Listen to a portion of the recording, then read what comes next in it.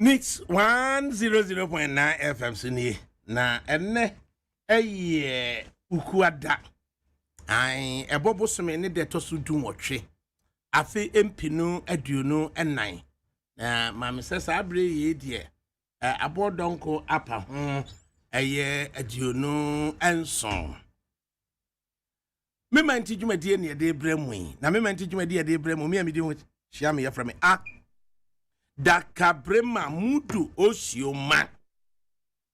Na senior co-character right in front of me here. Miyama di nyina. Majere was say ajibai. Wavenio. Over. Yeah. O come one baby to baby abendi abreme one near the clan so abreme. No more grandma. You do nipa no the working can will be a masho now can dey. Me kra dey mam. Manya da jameti na Miss Ramo. If you ask one person obi ye bibi kura nanka when you swa and now come for. See am fatim di ni kan. David. Enti samehwe pa samia me de me phone na kwabrani ti me twro de baso stupid journalist for sorry nse munu na mhwe se din na se nipa no di atam no so can be change say no before say wo de say wo kan wano tu mo ababa we sister Fia one me am be amrado and sister Fia say me na me pen na me de me ho aba te mo mfa nyeme na na so hu what is anyu no osisi campaign se campaign so hu no amrado ne sister Fia no se campaign na se me me na me de me ho aba so hu no se campaign na oh David afi nra me kan sa na me re aho senti se bibi kura na apesa wo ka eno nti se bi utimi de faso didi enkrofo adeshi atam sa ba se de wo me ni se obi ka bibi asem na nipa ne kan oni atam na asem na nipa ne kan no ane se wo be verify nipa no or the facts and e good for man and I said you can enye no kre so they say or the facts and e good form and I said you can enye no kre Senya no kra now so de no kra na idea o de aba beto now they exposing nipa no but men di kan eni atobi o ha otumi twro no watwro stupid one journalist stomach journalist to we are na waka just look at what you are doing on catch we bi mu meanwhile wo kra wo hu ade kra wa ya o di watem ewo sadia say eti such people no ye chom wo za na wo ya de bi obi didi watem na akwa ni profile eti me na say me wo mrante bi a wo mo dese me pa because show mo profile me show mo din na so look at you wow je ni pa bi say na sadia say na where you were need there to baby but they should also know say we are human beings but nipa be obi di watem but no na expect say you should keep quiet you shouldn't talk and any panadwin said do obeka bia na say was sided with him so but then yes am no kura ya na ni ka on say edu be kura na ade ode bo charge no okura wu hu na de kro wa de kro etisanka o ma hu na de kro bia ubesua bibia eden e de afrim na se wo pese wo bi kura no eye obeden oye bibi kura de mawa se we ni di na temu a na ye den the when it didn't tell what the fancy person the panic can be ma what do on can be ma what the woman you cook a woman the panic can be ma I atom the DNA so just so inti wa ya o shas na stupid journalist say kika ya anteja me hwe ya na me ye bibi eti mani twa aso no na ese me wura ho na bibi kan say o de nya hwe yi wani because that's me wonder na dey na maka na dey na maye nti akire na minim so no aso so dey na kokobo na so na twro de baaye your marjorie look at what he's doing on Biame show and son of the din shas ya marshal I'm say na me o Biame show no so then run dey discuss ni nyina no demonstration NDC for ye and no need to me so to me discuss be ana yendi obi ha patam na ya make sure see abakwasem Every Mami Kai, stupid journalist, name of Funim Semuna Mudi, the BBC, my way say more. I feel we shall say some worker, no, I call for BBC, Nura, at the abadi between the AC Nanumu, Amanaya to say the net the end, if it's an Nura, the Abisu, so, and yet, this is intimate. I'm a crime, dear Cranamaka. Okay. It's Jerry. It's a moon. What was it? But Tata, ultimate can open so can be out. Now, Saturn the dear Basabas until why Father Dixon, therefore, and one may a Jumasi Metna say, yet the Huamba. And Timunki Cadam Paget, Nana Maminti, and Sister Fia, a real baby, I will be a Michiawatiana. Oh, Papa, and Sister Fiana Mrad was the same. Don't read it.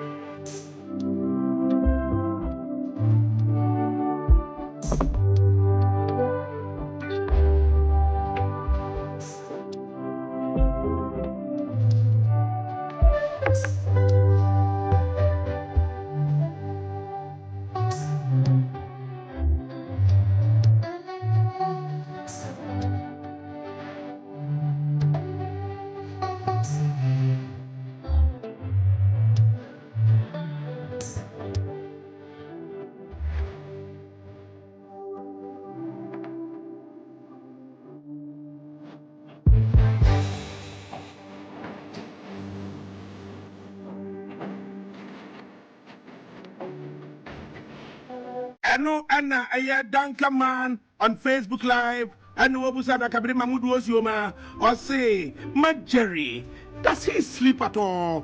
Maybe just said, what pass here to me to do West one more was some. They just said, yeah, and what pass it by ya. ADAKABRI, didn't drive me, where drive me. Eh? We just said, what pass it bread. And who was no or say, my Jerry or Dana. So, and what was no or say, my Jerry. Dana. And what man listeners in your heart just said the show on yes. Obi Crown said that and the Mikon and I know easily gone. Hey, massage area. No one offer me. Oh, many call, yes, many call. Oh, yeah, I say Ubia Baby Bookie say Membrana Yanchime. Hey, that is a wire. I'm so unknown 70 and one almost send him location. Until I should go.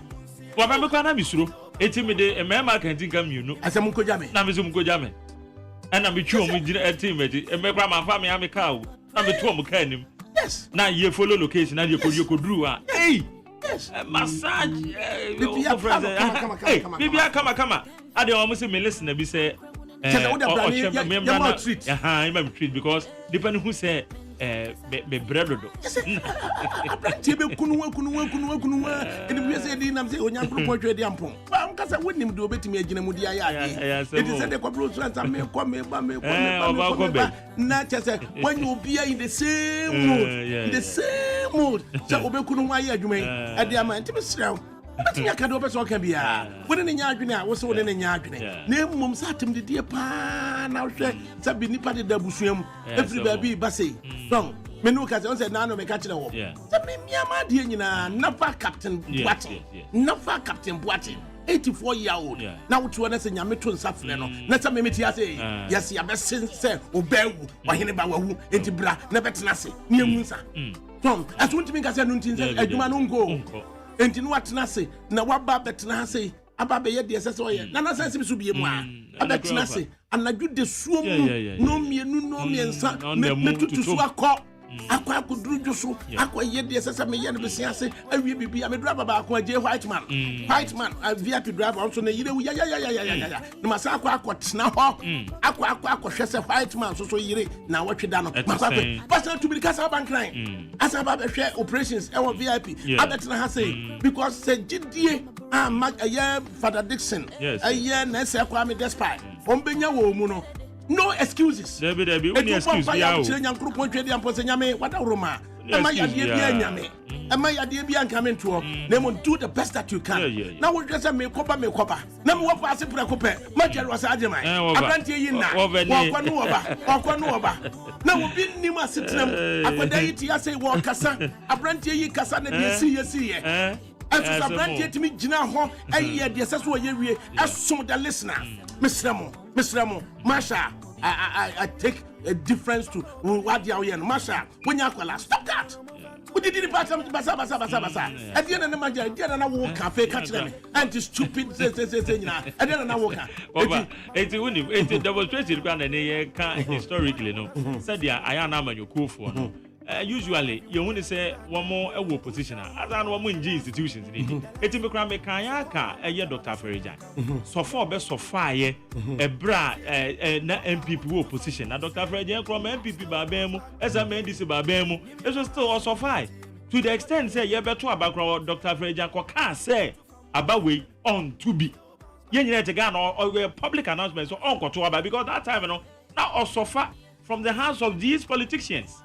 And then because as a more opposition and more a electoral commission in it. But either two no, but for the American or the other time. Say electoral commission so normally be your or my Ghana for you. It's one year. It's not me because I'm a new. One year, I don't know. And I be compare a quarter. You call ye, and I be confirm. Let my vote count. But for let my vote count. Time I want na mountains. Almost say ye. Sabrina na na do dan kwa kufuado. Ora Jacobi chebilam te nyanko mo fa the cleanse. And Dr. Mahmoud Bawumia. One more day some kwa almost irregularities. One more indicate say the elections were rigged. Instead of that time, now let my vote count before you did it. Say, yeah, we are me. It's a no more than the cocker base. So say, we share a year and this for the crowns almost and the core, yeah. One with the core, yeah. What we say, don't get ya. Judge initiate there be sound a direct question. Say, what resource away? No, say, Papa, yeah, resource in any hand here, but say, ye see the bar. But later, one more young internal elections at the end of the year. Assemble the race, you don't get your car. Or say, answer no Baqua could not that no more resource of crying ready. And no case, I might say, it is some historical comparison. They don't get any news, you know. It doesn't stupid. What were you saying anyone? Now, there you go. 2012, before I have about 2012, not be the normal to two normal. I start regretting some of the coca here new. And I'm a coca. As I'm a guy here new. Now, yes, I somewhere say that guy. And I'm beside the crab, so say electoral commission. Woman, so much to be demonstrating at the back Ghana for because illegal transfers now. About woman can sound so a dear two. I say, yet to me, who the entire Aquabanesa, and I can't. I got machines in a year. Now, I see a non-so electoral commission for a former mayor who updated the public. Let me boost to the trust. It's my analysis and Rami, of a menu will be oh, let me show crucial meeting. Yes, Papa, just analysis of me and one up here. I bet it was a bump. And we are many share kakra. Stupid journalism. Munsamuna Mudi Wante. I said, not just a scene run at BBC now. Now, Profubio can Profuna of stupidity. I got the ruffle. Ableho. I've been here. No, damn me. It's not been me don't suppose that. And I want one grand. I've been a minute. I've got some of the Quacatino. I go what my papa basa. I read all the best. I imagine some who know what to be. I know. What did this as a Masha? Masha, don't do that. It is not fair. It is not fair. At the day, and no thing. And sister Fia, or say, sister Adia Chia. Sister Fia name, I'm not an okay, or sister Adia Chia. Or no dear, or born in Pia Radia. A no mammy, you know. I just said, a year, a bomb pie, see a one thing. Now, or Quaco Pisica. It is Gano Quacopen, and then nothing here. So, no, it is opinion is we are, or no, dinner who didn't wamba. There will be among country. Nana, Mamintia sister Fia, Mamintia sister Fia. That's the fear we baby will be a charity. I'm Rado, living what as if when now, and just so clapper, almost so much chapa. Mamintia sister Fia.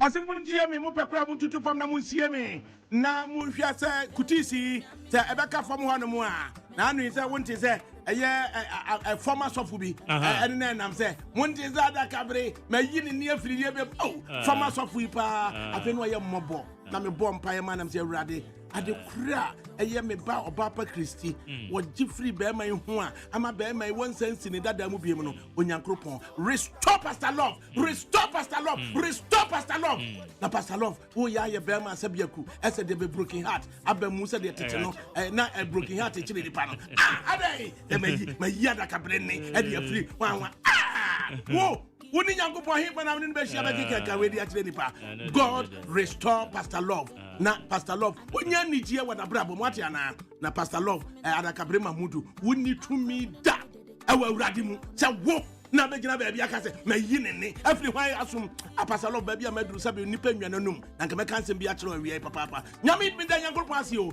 enye nyame anya ne se nka meti ase enye nyame aka pastor love enipa so no ene o ka sisi kampedede enyawanum na nkuro hunu ade ye dede na pastor love me ka kire aseda onyankopon twedi ampon hira eja wi ase mame na hira na nama na so mame na hira to mensa mame na hira japan mame papa pastor love wanu tum ati ana Father Dixon, baby, I will be a child. Let's say, Kwame Despite, baby, I will be a child. Father Long, Pastor Long. Nyankopon restoring to new glories. No one poor Papa Baby Man and Ninja. Oh, Papa Christy, baby, I will be a child. It's Joe made it. It's Joe made it.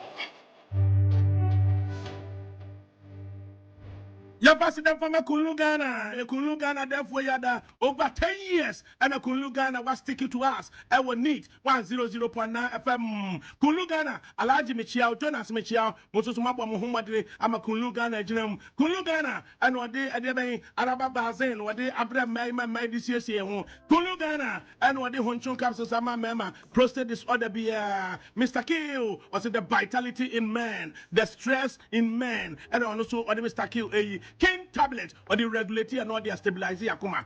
Where you can look Ghana, friend was 024-413-9176, 020-413-9176, 027-413-9176. Na ahoto entimimra yenyina so Kulu Ghana asida.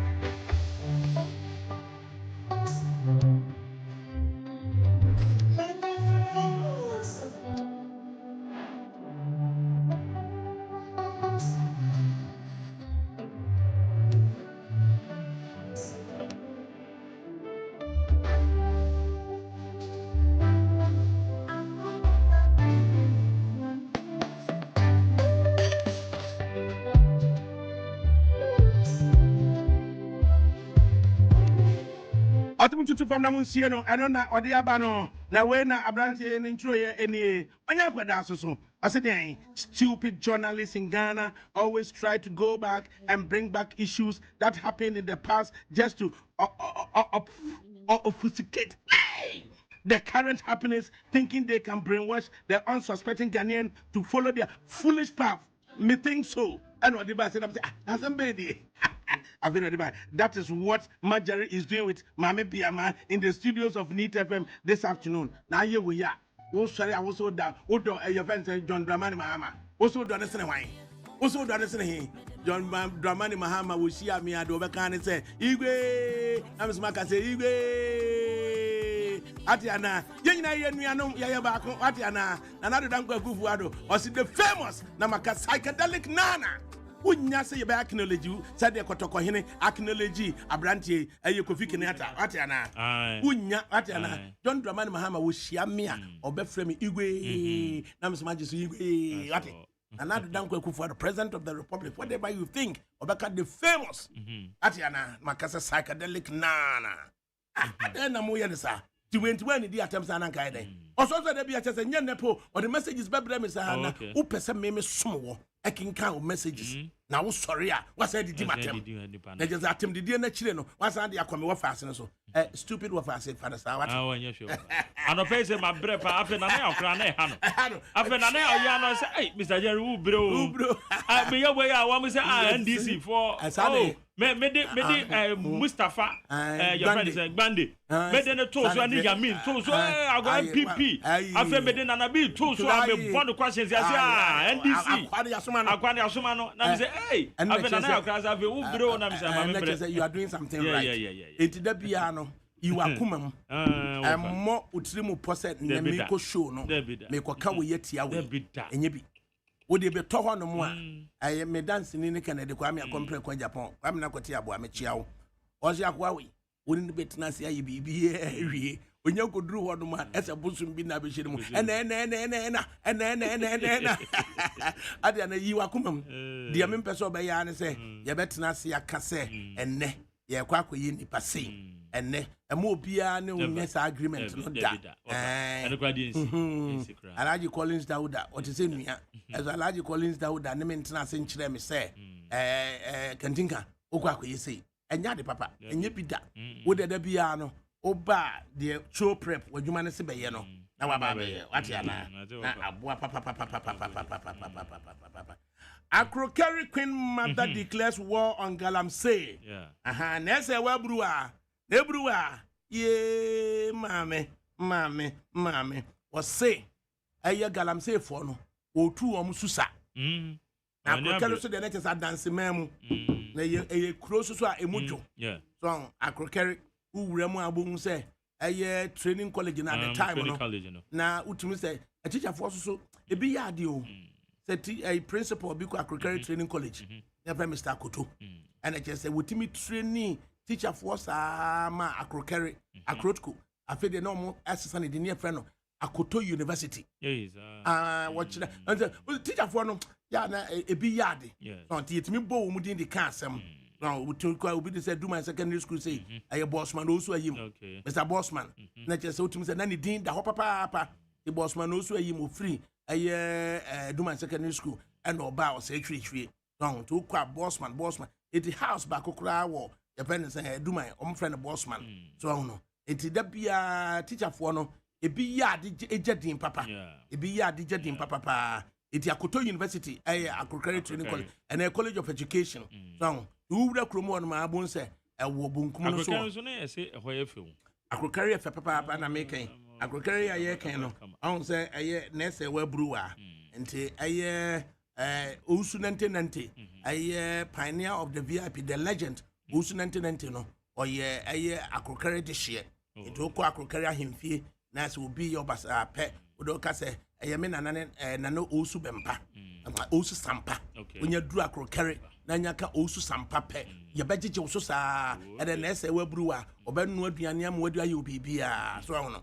Into a crockery, a kura, a dancing kura, a ye crew, papa. Nanu in any pabidia and better Nehimaso, said Nehima and Esso Galam says so, and it's a Nehimaso, so what 10 years 7 Budinchi, HS or Numum. A true at the Afagalam say for her. And the Chronicle, Emmanuel Akli, as a that editor, or do about fair, Nehima fair, and they say, well, brew out to me, no, and what the number, and was Akrokari Queen Mother declares war on Galamsey. I would have thought it should be Akrokari Queen, Queen Mother, no, and but them say inappropriate.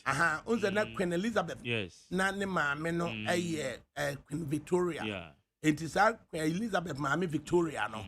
And the say obeye say Queen ne tiase Elizabeth no. And na ne maame Victoria. And the ma say Victoria be Queen Mother. And it just say ohima maame. It not just Elizabeth maame Victoria no. And a Queen Mother.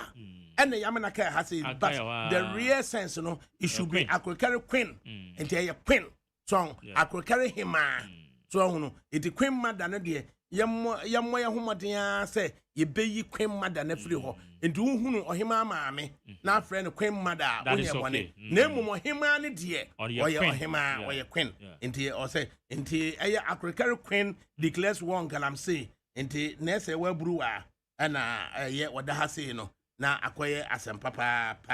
Aye, Albert Kandapa was the same. Galamsey fight.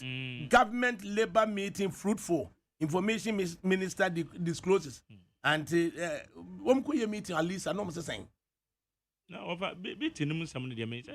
Nature of meeting no more can say. No, I many labor no Asia. Actually, no more much at all. Oh, actually, come before we to so. It didn't say, Subri, Forest Crown, got you 1 9. Action, Norman Siena or Moka. No more cano. Ebu cock of Abraham Kumsia or Bacandi actual. Asam let the hormono. And yet a buying quasam sao. Yet a buying quasam sa. Wrong. The mamma me and Susweni. Ma obiaso yen say, as a desert, Adenes will be quite bemus atam near the way. Babe gathering no thinking, say, untimis so, any day, and shank Casa Asamono. Wrong. It is a galam 7 minutes no.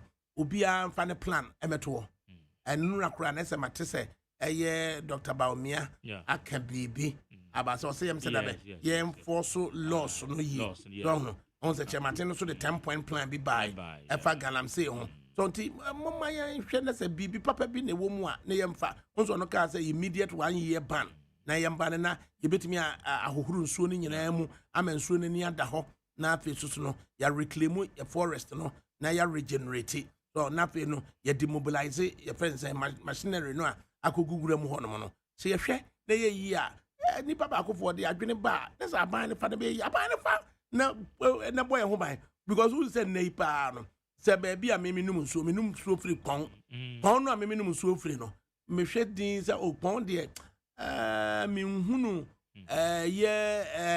galamsey bia betimi abefra pon but still no ehu bi wo say it is me bie tap no ne basa no a na madwene am say na we kura odi bi kura ka wo se a wan hwe a na bibi achi nti na to no no just odi treated water and answer in other words no still water here awake babies nti na me the awake babies a week baby no 330 milliliters into michem you know and then the way you me say no pa na the you me say area it 330 liters and a sachet of 16 and 15 no 19 cities it imagine say the bia na ba and na just me di we so dia na me pensu so anom so dia na me de miami nsuyi special ice na manom so hono it is here just say then na o the awake baby no atwetwere wo sen na num a me num de nkanya nwanwa saa da me num special ice na da bia sunso ni ahwe pH level no da bia ahwe on say your skin no pH level no 5.5 into your skin no pH level no 5.5 no onsuo bia na pH level no twam 6.5 ekosoro no na just what say yensuo papa into tonsuo na ya ahwe pH level no into hwe special ice on say pH level no e wo soro ebitimi kwa akodo 7.0 nyina so hono enti sa galam say sam no ayehu so hono because wo hwe na nka wo kwa Google na akwala keto working ka chere maame say maame bra behwe say mercury konsuo mu a ye pen say de ebitimi aye nsuo no na akwala ne 9 years o and wa Google mercury akofre nsuo mu and working ka chere maame a wan ko school tete ahomete so ni nyina so ye ken so ma so na bre wo ma we mu etitire ma na ye jankwala na bo mo so single madafo no majeri hwese wo ko rich hospital one small mini runabout na ansa na wadu rich hospital no wo electoral commission ni mo no well ehonini bi da honom wo be ko no oba no ne baba akobɔ no bo ene ba akosusu kura no so hono ase ne sen say yetimi aye statute oba no akwala ba akobɔ no bo ene ba akukuta no wo mo ne kura fie sound the statute don't free ase no because na me nyanti ase sa statute no omode oba ene nkwala mienu abobɔ no so so man no de kura fie a man de kura fie so who say over say akoda kura no ana your friend is saying nkwala minus no nkwala nkete no say yemfa ne say awareja ye ba na moko court ebi amo ma wade ne court die ebi mo de court die ebi bure mu na say mo ko na say court ni person decide baby a it say sa nkwada ketewa no kotena answer na court ni be decide so de won be ma eja no na che say maame no extremely no bia na nadwene mu but the probability say nkwada no be ko maame no ho no very high say there's a maame no kura no enni ho no mo a maame ne maame is the first instance as a moko aware mu answer normal mienu and na court no be hwe ansa na waba be hwe petition divorce petition na ankasa no obedi kan ahwe statement of arrangement of the children in the court no hwe statement of arrangement of the children say e de ben hye ne ayama nkwada no usually no enkwala no be ko oba no ho say oba no ewa adwuma bi ye na otiyi kura eti baby kakra bia the supposition is say be man no be support nkwala no maintenance no ebe ko ene ade so ho na ya na eduru brebi so a obehwe mo cultural nuances bi so kakra onse ana esremu no ya na mema ne je nkwala ne free man ho onse anwuna mamu so no mema ne je nkwada ne free man ho enti onya court kro na otimi hwe saade no but at the end of it all no Children's Act na adwuma also the welfare of the child is paramount that the welfare of the child no paramount it was just a statement of arrangement of the children if we are no about a statement of arrangement of finances about the into onya ti nkwada ne die firi no ti sika sem ne firi wa ansa na petition pa no waba behwe na the current amount na ma bebre pe awareja ye minima de kura ya no firi so mbenya wom so awareja ne de ofanye easy aware so kwa na ekoso and say eti say woko registrar general obo say couple si omonim sere no mutwamfoni ai momo afi say ekone de na aye kama na mo woko other side baby a called wo mu ja awade na woko iheye your friend say Supreme Court complex na woko anope tutututu santene na wo say amafo ko ja awade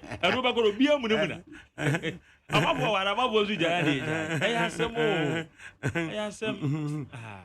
se awade na nche o wa na ana emani so because awade no say ya chana diego so se no so na awade na ye peja ne pa o ente se enkane no se dia na ye ware so anyway yeah put what on Facebook live he says he's watching us and Asaf Wache Tay Elisha also let's restructure our electoral commission and put both parties representative there as two deputies and Martin Smart oh, okay, can be beach the comments appeal to. Hey, somebody Mystic Wonder, and from Insoma Dwajim. Also, the J. Menson led EC is intransigent, arrogant, dancing to the tune of the caprices of Nana Adodankwa, Ekufu, Ado, and what they buy. Sandra Banafo on Facebook Live. Also, the NDC strategy is to put out figures from all regions to internationally create a picture that since there are issues with the regions, then there must be an audit. Ghanaians have seen this useless status, but and Chaku Sela Neba. Dear ADAKABRI, I would like to bring to your attention to an issue affecting teachers who returned from study leave since January of last year. Despite completing their studies and obtaining higher qualifications, these teachers have not been upgraded to their new positions. Instead, they continue to serve in their respective schools while receiving salaries based on their previous diploma qualifications. This prolonged delay is causing concern as it has been over a year and these teachers are still not being compensated according to their new qualifications.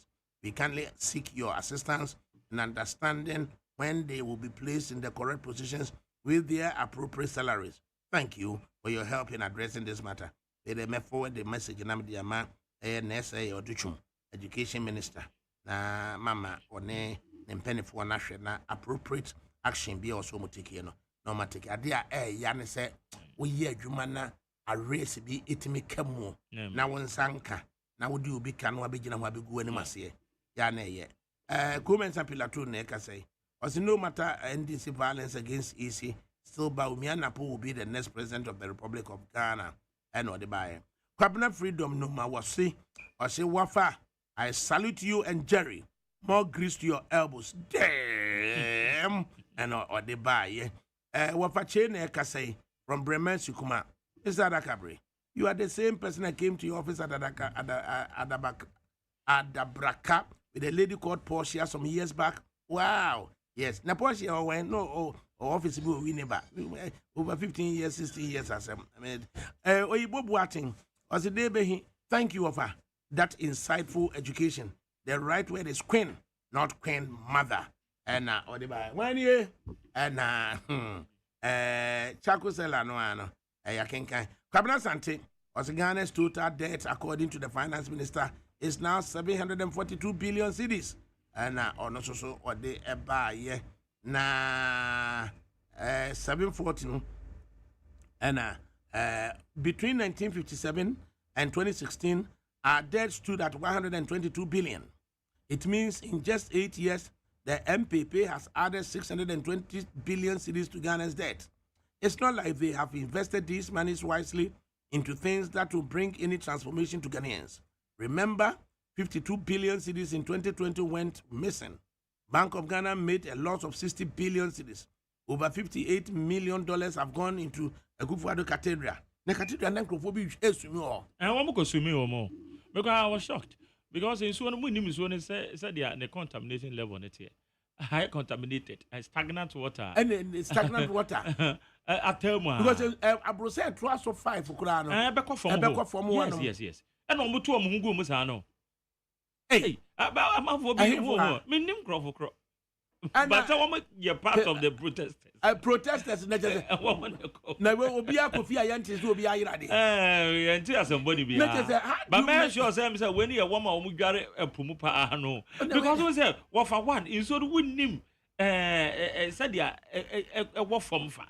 I don't see a taste on be 2 amana, Abrosan 5 crab. A woman, a becat, and now you saw term. And I just named the ones who knew a departure when say so near dear you. Say so no a toy as a dear afro. I cried you.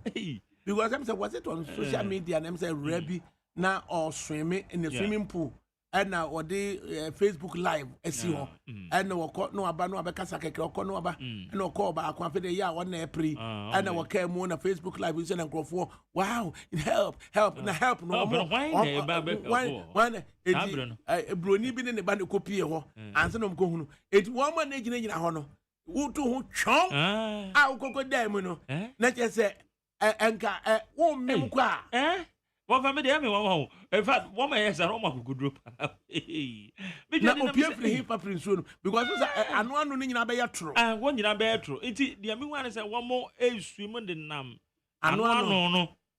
Oman and a man went to back on me who's a video back on me who's or no struggle person or sign back or free soon. I don't remember. I want to easy because also my best. I make I'm on for a cathedral to the cathedral. They claim to have used 2.9 billion on planting for food and jobs.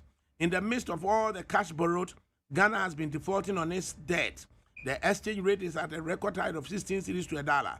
Unemployment is at a record high of 14.7%. Ghana's economy has been downgraded to junk status. Inflation is at a record high, etc. Fuel prices at a record high with 1 gallon going for 70 cedis. Whoever has not made up their mind already to vote against the MPP is definitely a supporter of nation wreckers who deserve no respect. After all these years, you still see Bawumia as an alternative to merit your vote? I can't help you. Go ahead with your idiocy and vote him out. Yeah. Ntinsankadio chule nyanza ne edo na idiocy no ebeka ho pe no. Na gesa ye kutimini. Your very boating ADAKABRI, you have a good name in Hamburg. Sir, good job. I just want to free boat say Hamburg me do hopa. Say me nuanom agogufo bi ohonum. Kwasi tu ene ni nuanom ohonum te Hamburg there. And Hamburg so David, my contact your friend David also so Hamburg. Hamburg so ye kru papa na wo say nsuo no enete Philip Okwabri Kasem I say good afternoon Mr. Frimpong. President Nana Akufo-Addo is the best. Baumia Tuaso and ode eba ye and Dr. Kwame GH and one also was saying the demonstration as clearly shows Ghanaians are ready for change and ode eba ye Gausu wobedwane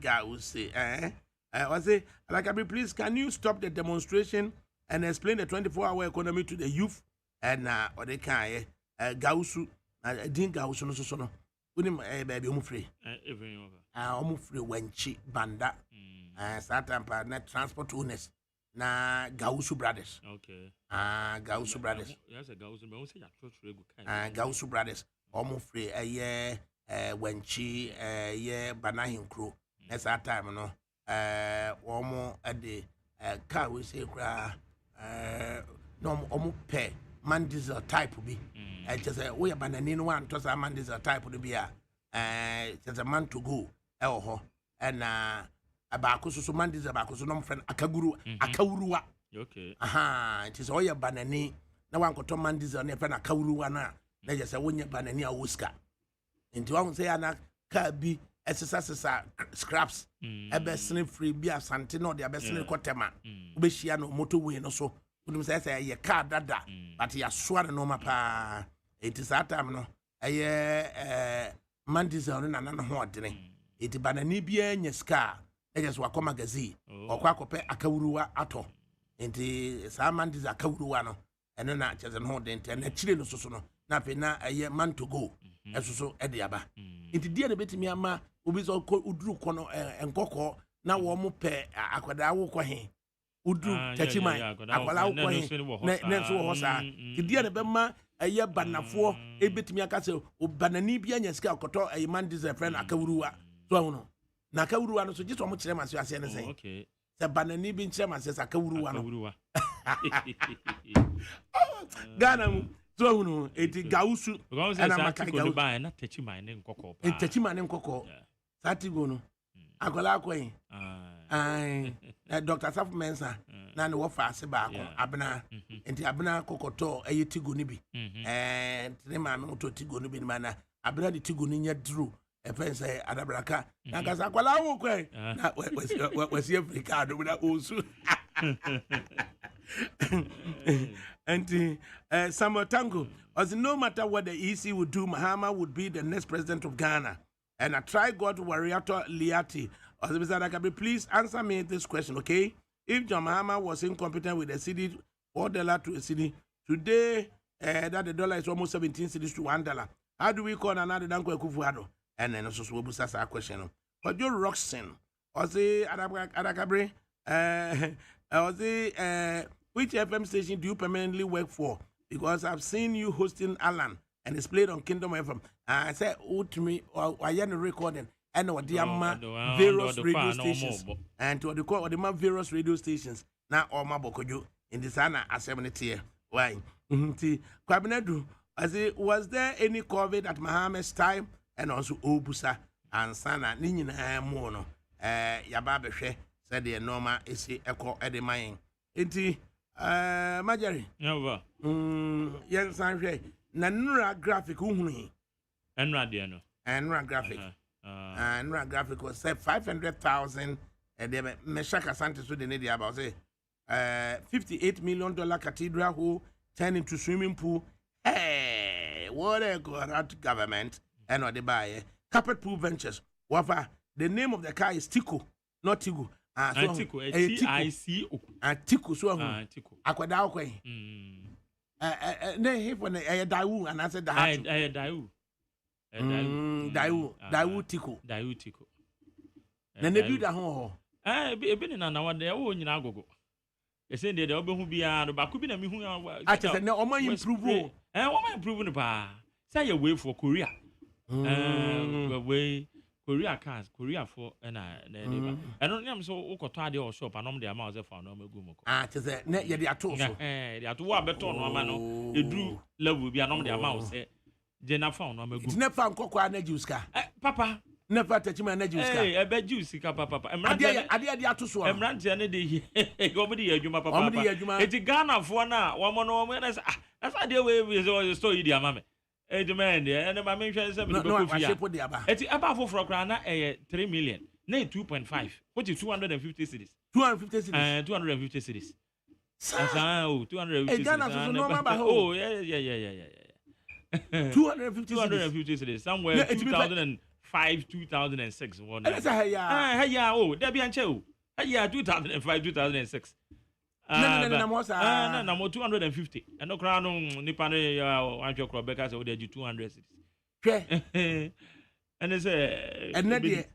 I don't know what was a year, you know. Daiwu Tikono, but then I may improve one. Yes, and yes, you shall see an uncase. Yes, I can listen, guess we improve. And I can improve baby. Improve baby. I may improve what was second and the first would be bree. I just want to share your ideas are cute cars and they come as oh, I saw.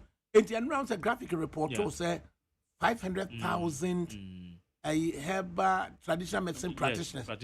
Graphic no what graphic no hane. Now we Dr. Chematin and you see no tribal medicine practitioners no say oma ye timua area 70% of your dry traditional medicine.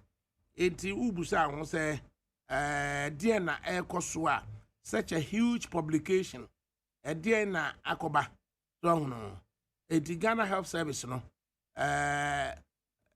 Chese Martin kwade o propose say Ghana Health Service no hwe abrofo doctors for any hospitals na traditional medicine no so no enso enya ono an so no no authority and as a health service separate. Me and Fan Conco Frafra, Orthodox doctors, no, Edumane Ade. It was such a huge publication, say 500,000 a year,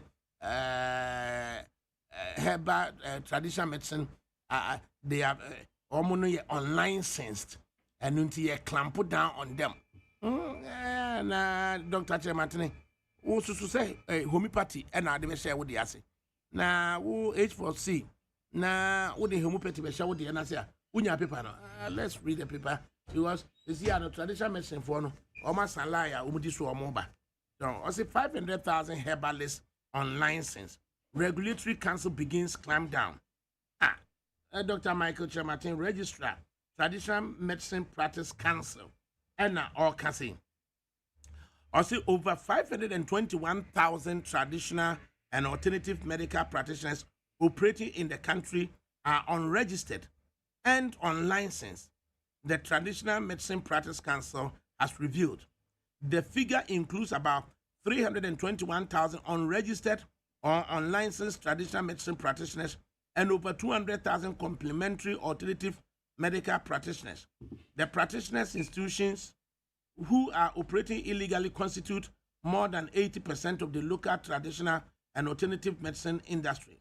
The industry comprises health shops that trade in traditional and alternative medicines, spas, wellness centers such as gyms, massage parlors, healing camps, psychic healers, herbalists, medical herbalists, training institutes, homeopathic clinics, chiropractic clinics, acupuncture clinics, and centers, Ayurvedic clinics,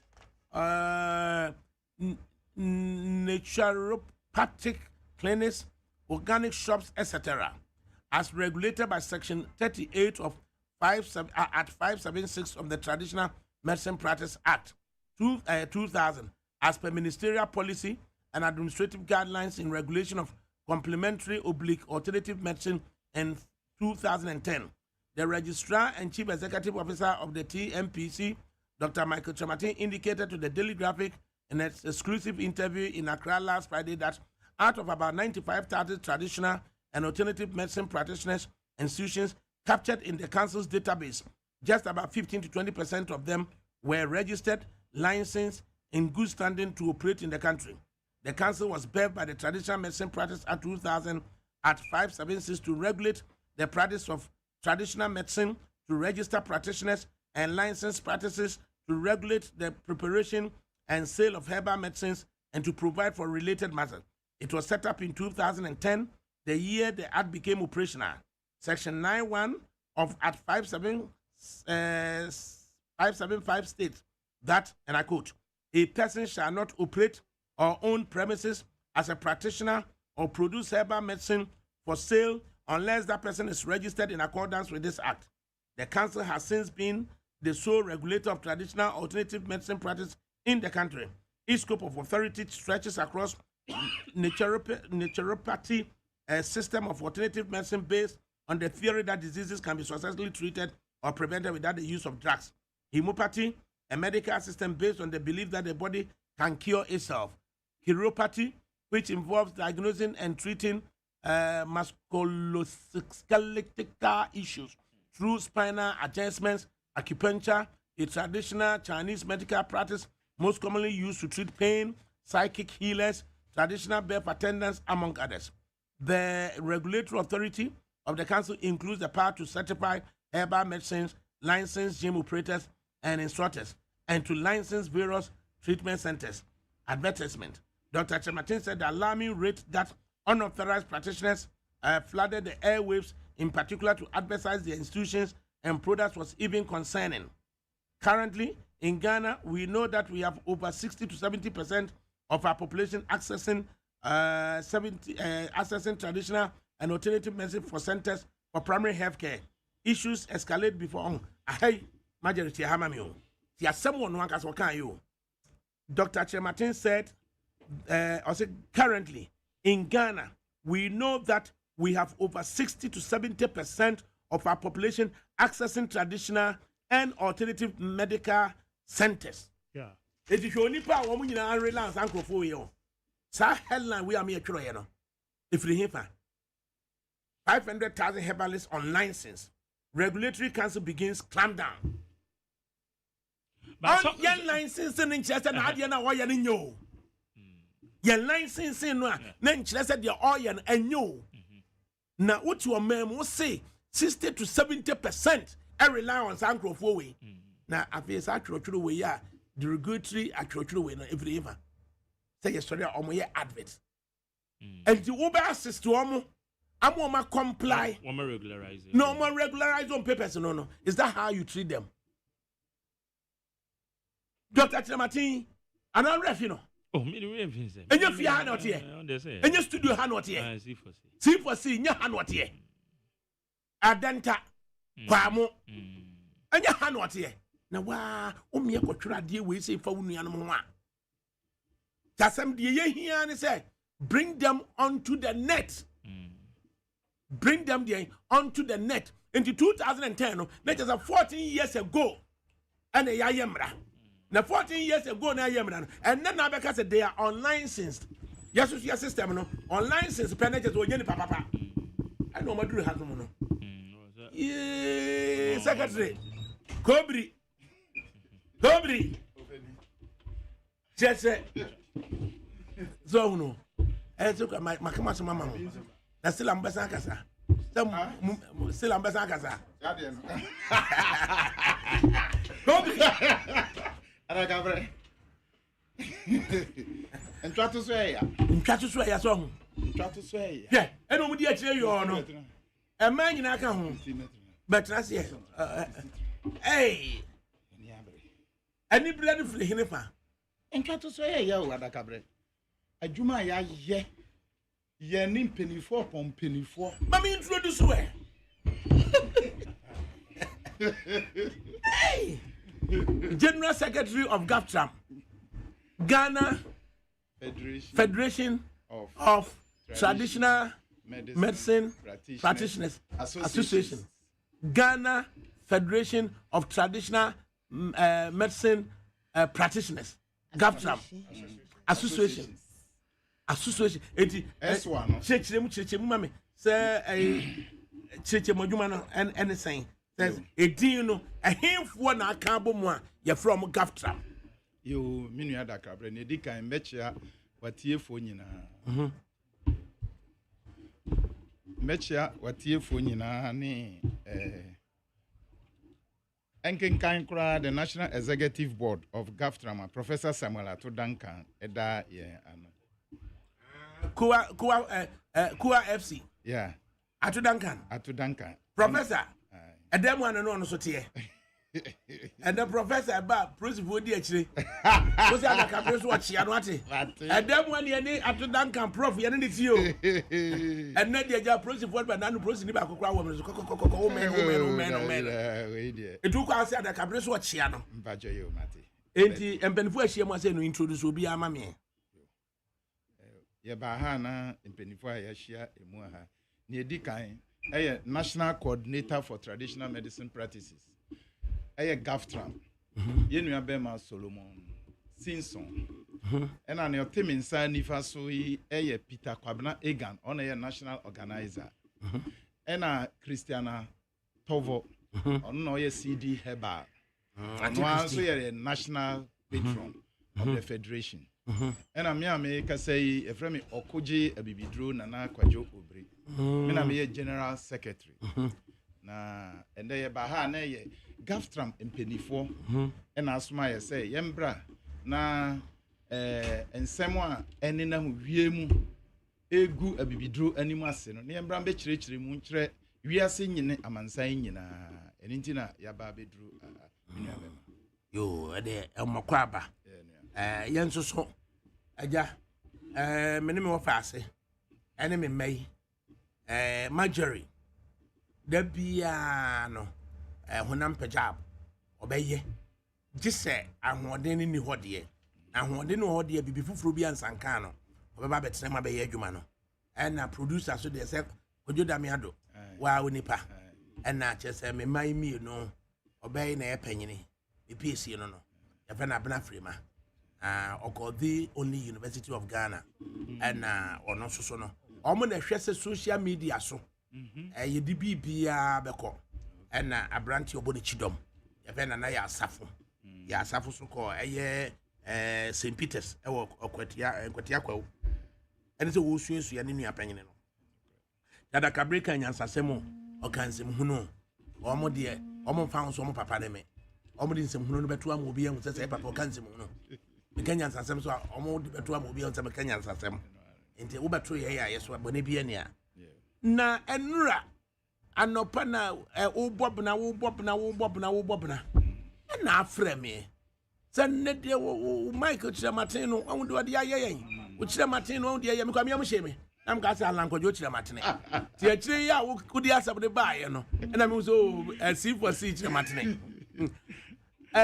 na mka se nyame ya adom a munkonko tietie mu na enne momra ne ntena se na yenka sa asemi enti publication a enura Daily Graphic Pakome Emmanuel Damiali edibaye editor ya yenipa minue me refini den kura me editor me minua no so no obaka se me nyeni papa onfanche me 500,000 herbalists unlicensed.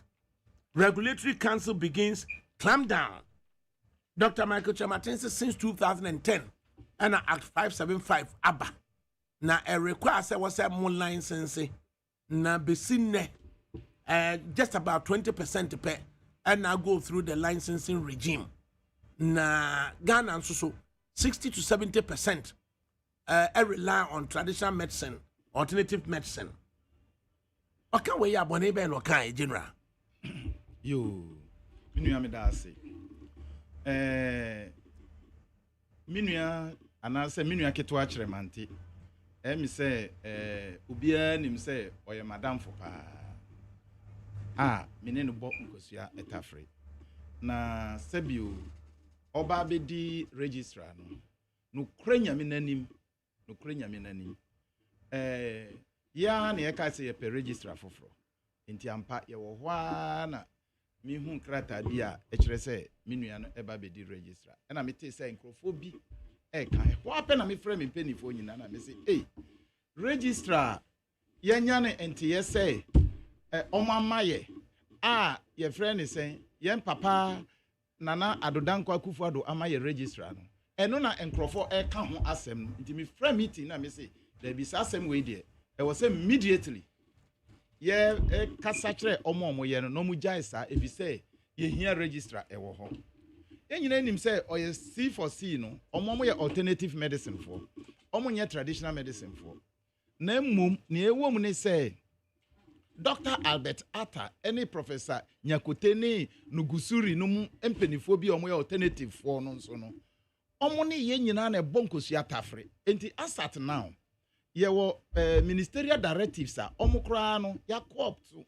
omo nipa mienu aba ye council ne so ena bibia ebe ye bia no yani Dr. Albert Atta yi ene empenifo yi ene ye ne yeko enti ya be ye se anuafo nanka initially no omo de omo nka ye art no mo but omo ne be kasa se wo se ye nyina ye baako enti ye yi Tremante no enkrofo kasa se onye practitioner no ena mi si o ye nyina ye na emum no ye friend is saying so say emre bi obesesa ne din ye Jacob ana say Paul Amantem so obesesa ne din ye Jacob enti so alternative practitioner o hwe Dr. Albert Atta no mo embo mo de boa traditional medicine ono so betime enti ye nyina ye nye din because na mre aso say ye medical herbalist for no omo na wo so so registrar position no on be but we no ya advertise enti no president na na de ne buy enti na wo say ye so no mu because ye papa de obi aba ye ntumi nka say ye so no mu enti 3 times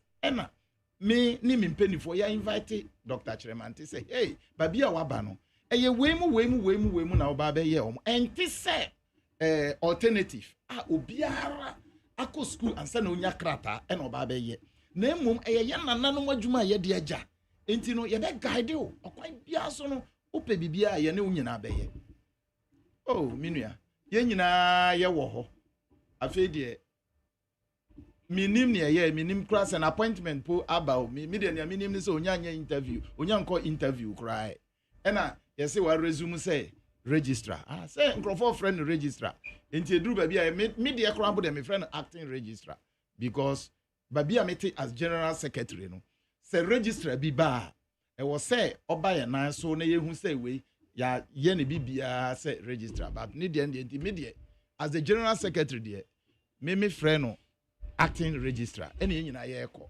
say de be ya processes ne be ye afei de ye wo ho a enkrata bia papa no chiro ba o si wakwakofa machofo omo eba o ka kire me se wakwafa machofo a opese omo ba be inspect ye nkrofo no na me say hey traditional medicine akonfo wan macho ni ben ene wo say oba be ye akonfo o si o da bi wakwakofa baby police for ena me say masa ba bia wo kono ye nko ho e musuo wo Ghana man we mu kakra ye nananom di gyaye no o be fa baby police for say omonko attack practitioners o china woni ho a obi be fa nchen anaso nipa foforo bi kra akọ na waye na mo ye wo task force enti say ye task force for no ya train yomo enti no say omo awegya kra mpo a ye nsan train yomo na che say ye nye eno na me kan ya wamfa na dwen ama me afei de ye nhunu biom che say bibi obeye bia anye ene say ye te hiwa Tremante akwa chiro say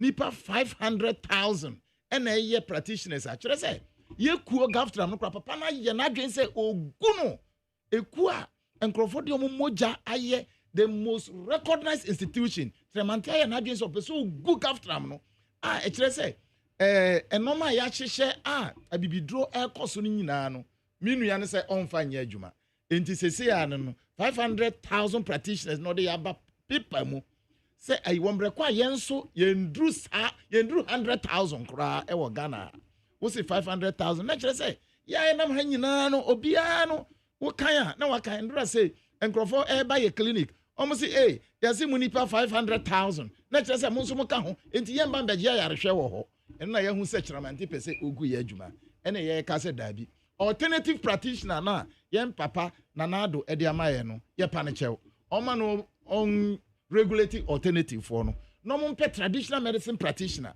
no nso mbeda ye traditional medicine for na ye ne no enko ye collaborate ye ne FDA TMPC ye collaborate na ni suban na odeba ni audios bia aba be kan ye nsa ye de amoma no ne nsem a omo keka wo mu no ya hu say ya nya traditional medicine practitioner dia and the Ghana bibidro atonsuo eni na ye ba be ka say 500,000 papa ne ka no okwan bia so o man be prove nchire wi ase nyina ba bia okonya sa figure na o de aba graphic front page o ena graphic for no so antumi amfra ya mbisa hwe say on no say regulator on akwa catch rom enti ye pese oba be prove sa asem no e kire wiase nyina no obeka say enye nokre obeka say figure no enye nokre ene ni asem bia nanso sa figure we say e be stand sa de and your kwan bia yenso e be fa so a embra kwan so a ye de be fa so a sa figure no or the correct figure be ba no ye be ma no de aba enti na nde ye mpanifo nyina ya ba search remante e twa ntrogu abibidro for so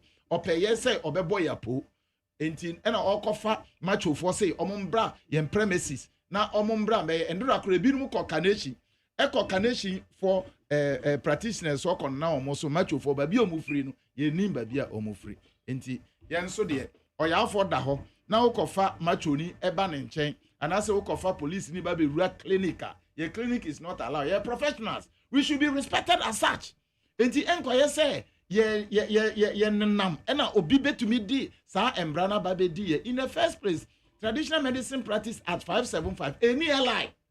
Enti a stakeholder encounters any na ye na ye de echo asat now ye ni ally.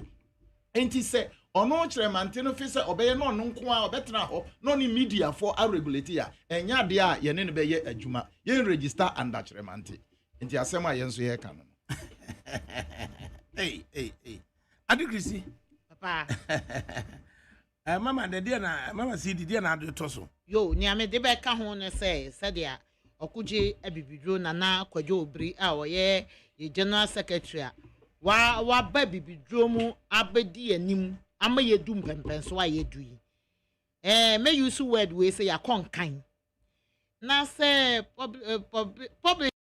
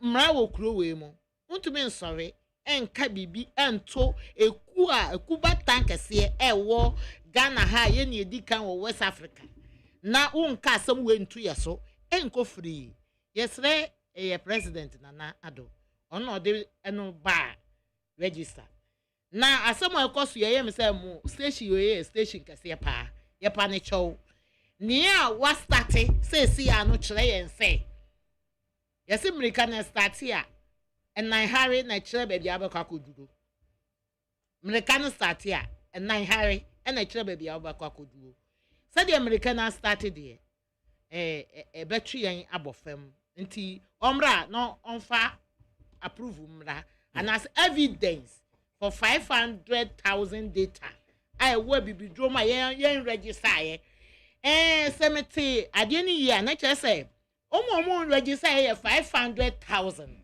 na just say yan kasa no ye come million so what you say billion I say 521,000 and then register mu 21,000 more register the 20% are register into 80% then register and 500,000 they and register me nkase we twantro ko si say what the database no ebeba na evidence abepi enye say ye kan tragu wiem ni ye jana sa na fe ni otiye ehu asikire ni ohu ye nso ehu ni otiye enti ye pe evidence no nkranfo say chamajeba yawo Mawie.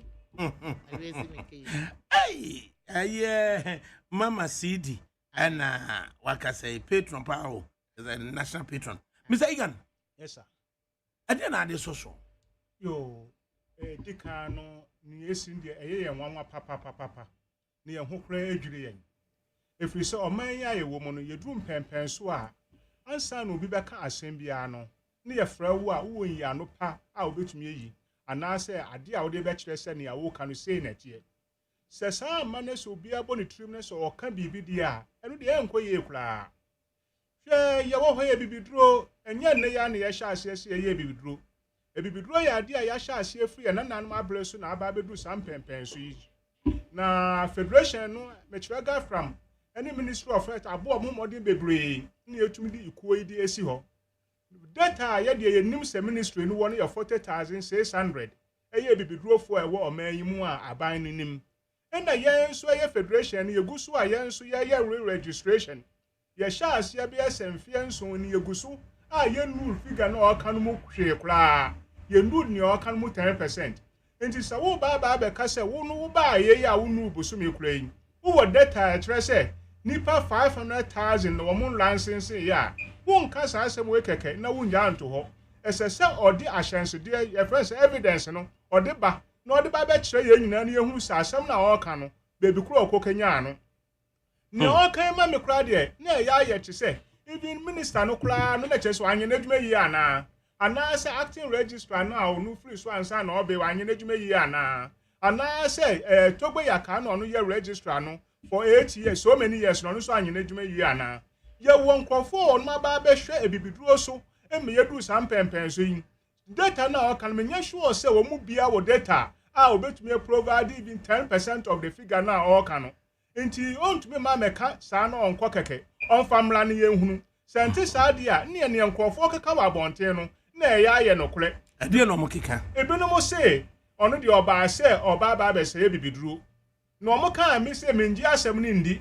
Na mammy who figure you know, and now mammy who dream say, no, so no homeopathy ni. Aye, It is a one money fan. David, So no go India and no question homeopathy no buy. It is now ye traditional medicine practitioners, ye yet it habino, near none much like yes, our corners on your faso. Namun na buy. Oh, and ye near the buy, and then yet Tiana said, and Murray Saka, yet said, I had the president of the nation, Yen Papa. Kufuado, a see Omla map where be drawn. Any Gina way too, so say Kufuado and Cassasi will be Mladia, any a yanso, any a year. Jamus Roche, and no cremu, yet will be bar. Munkasa Mutia. Debbie, near ye hear any pan bar, or Betty a Jumanas in which me are young sunny as a fata. But they say whose I say, man on Tiasia cry. Na, could you? Or could you be true? Chamati, baby out here, one what here. Yet in it ye. Now, you cry, or corporate primaries.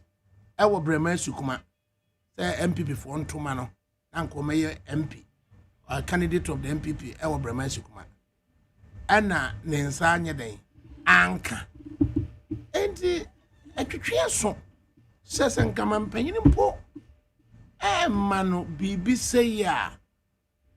Ubusa was a publication we no dear na achieve. A dear na achieve. A dear faso dear na sa publication we no on my mu Ghana no. A dear bem faso dear na yenye free publication no. Mfaso dear yanya so or they say bibi dro. Or they say din atanishi to the whole world. Because publication say 60 to 70% of Ghanaians eba momo ho beja. Aye. Enti eye orchestrated attempt. A oni ebinumu na eye. Because Nansaya who say there are so many attempts. Baby amete say okoje ebibidro. There are so many attempts. It to me bad traditional medicine. Enti we no ye consider say it will be one of the orchestrated attempts. Omo pe say omo bregana ebibidro ase. But Tremante wanyade. Tremante wanyade. If you say so be cross ma cross say be bibisa, you can't do this. If you say you nyina nenam. Enti say ono anadwen and all this ASR publication we are and intina make us a tremante wa nya de no wontumi enye ade we because wagu yanimase wagu ministers are omotra eso nyina animase wagu yen papa kwaku agima manu animase wagu ye papa cowboy animase wagu director tambi and a board chairman TMPC ni board for ni nyina wagu ye nyina animase ada na wonya consultation at 575 ye ni airline enti a consultation sa na ye nyina ye stakeholder encounters na ye consultation na nyina ye ko na oba be ka say wo de at 575 no na ya chiro wo mu no nkwa na wo de ye wo nkwa wo ne wo management dia and your own register the management no na ya bibi draw for there yes na adodan kwakufu ado say tremante there ye pa ne chew enyo no and also register because he's not part of us hey tisi emuaye be na mode eba emuana ni say yes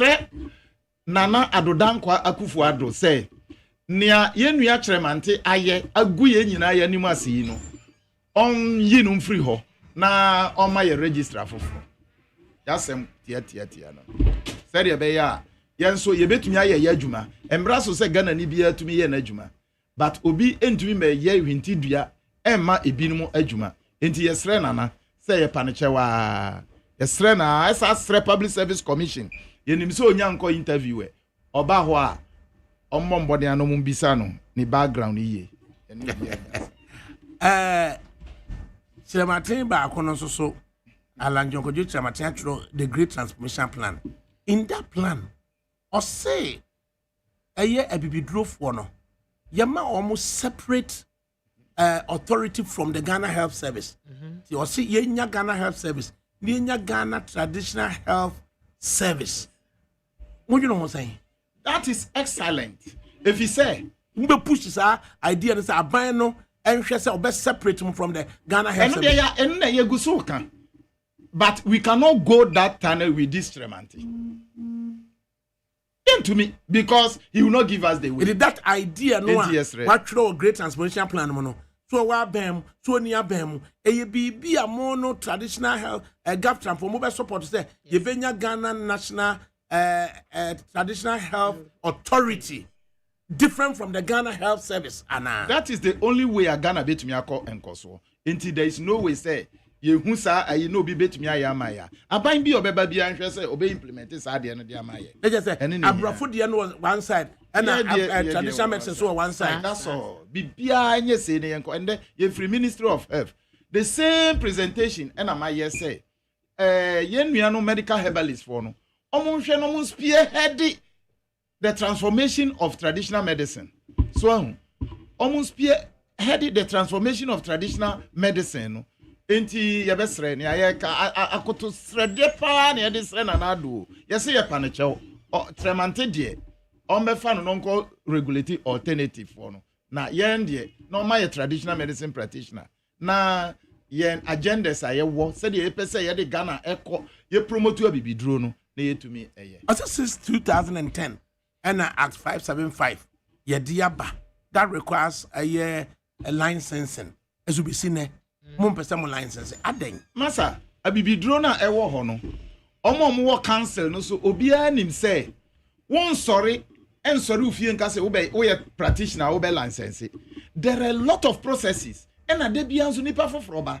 Enti bad luck ayewo achirino. Ebia.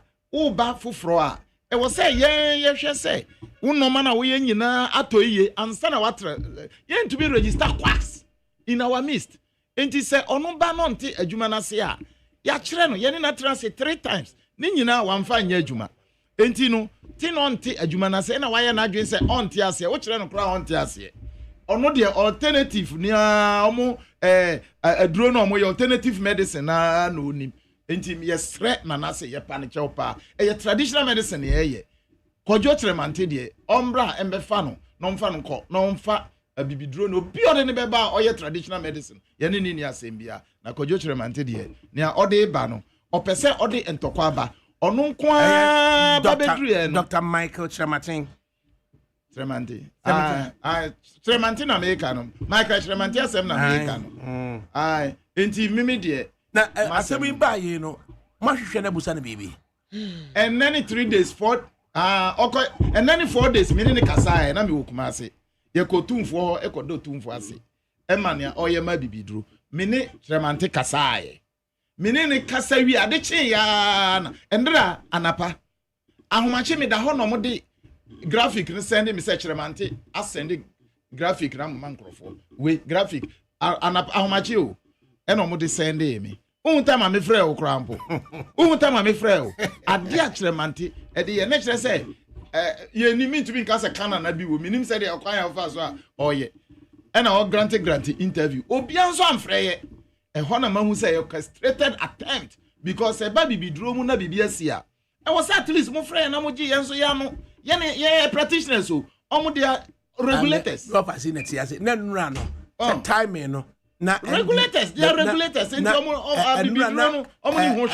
be a producer for am frame nya be drone agu na kire say ye na major news na wo ha ye demonstration na NDC for na kono it producer be a wealth insult no if we say obekama sem no a ento asomo enya ade achi ye ni eken mutirimu ya modedodo chematin de wa ye tientimi nsiesie asem no.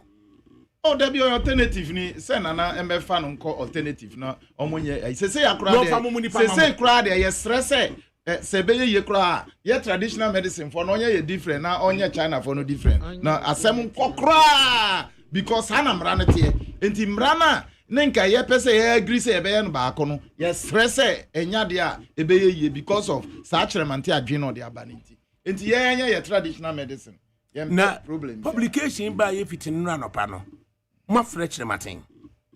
Here my Dr. Chematin, my friend. Endra, ono na frame me wan kan ho hwe. Notwithstanding Endra wia of frame me wan kan ho hwe. Oh no processing. Oh, of frame me say because uni crop woni bi so say won wagege Chematin so do amodo. No kre. Say me crofo no mo nte ase. Say me papa na nado dan kwakufu ado de obi aba. Me ntumi nka say. Nkena no wo fom. Dabida. How can I do that?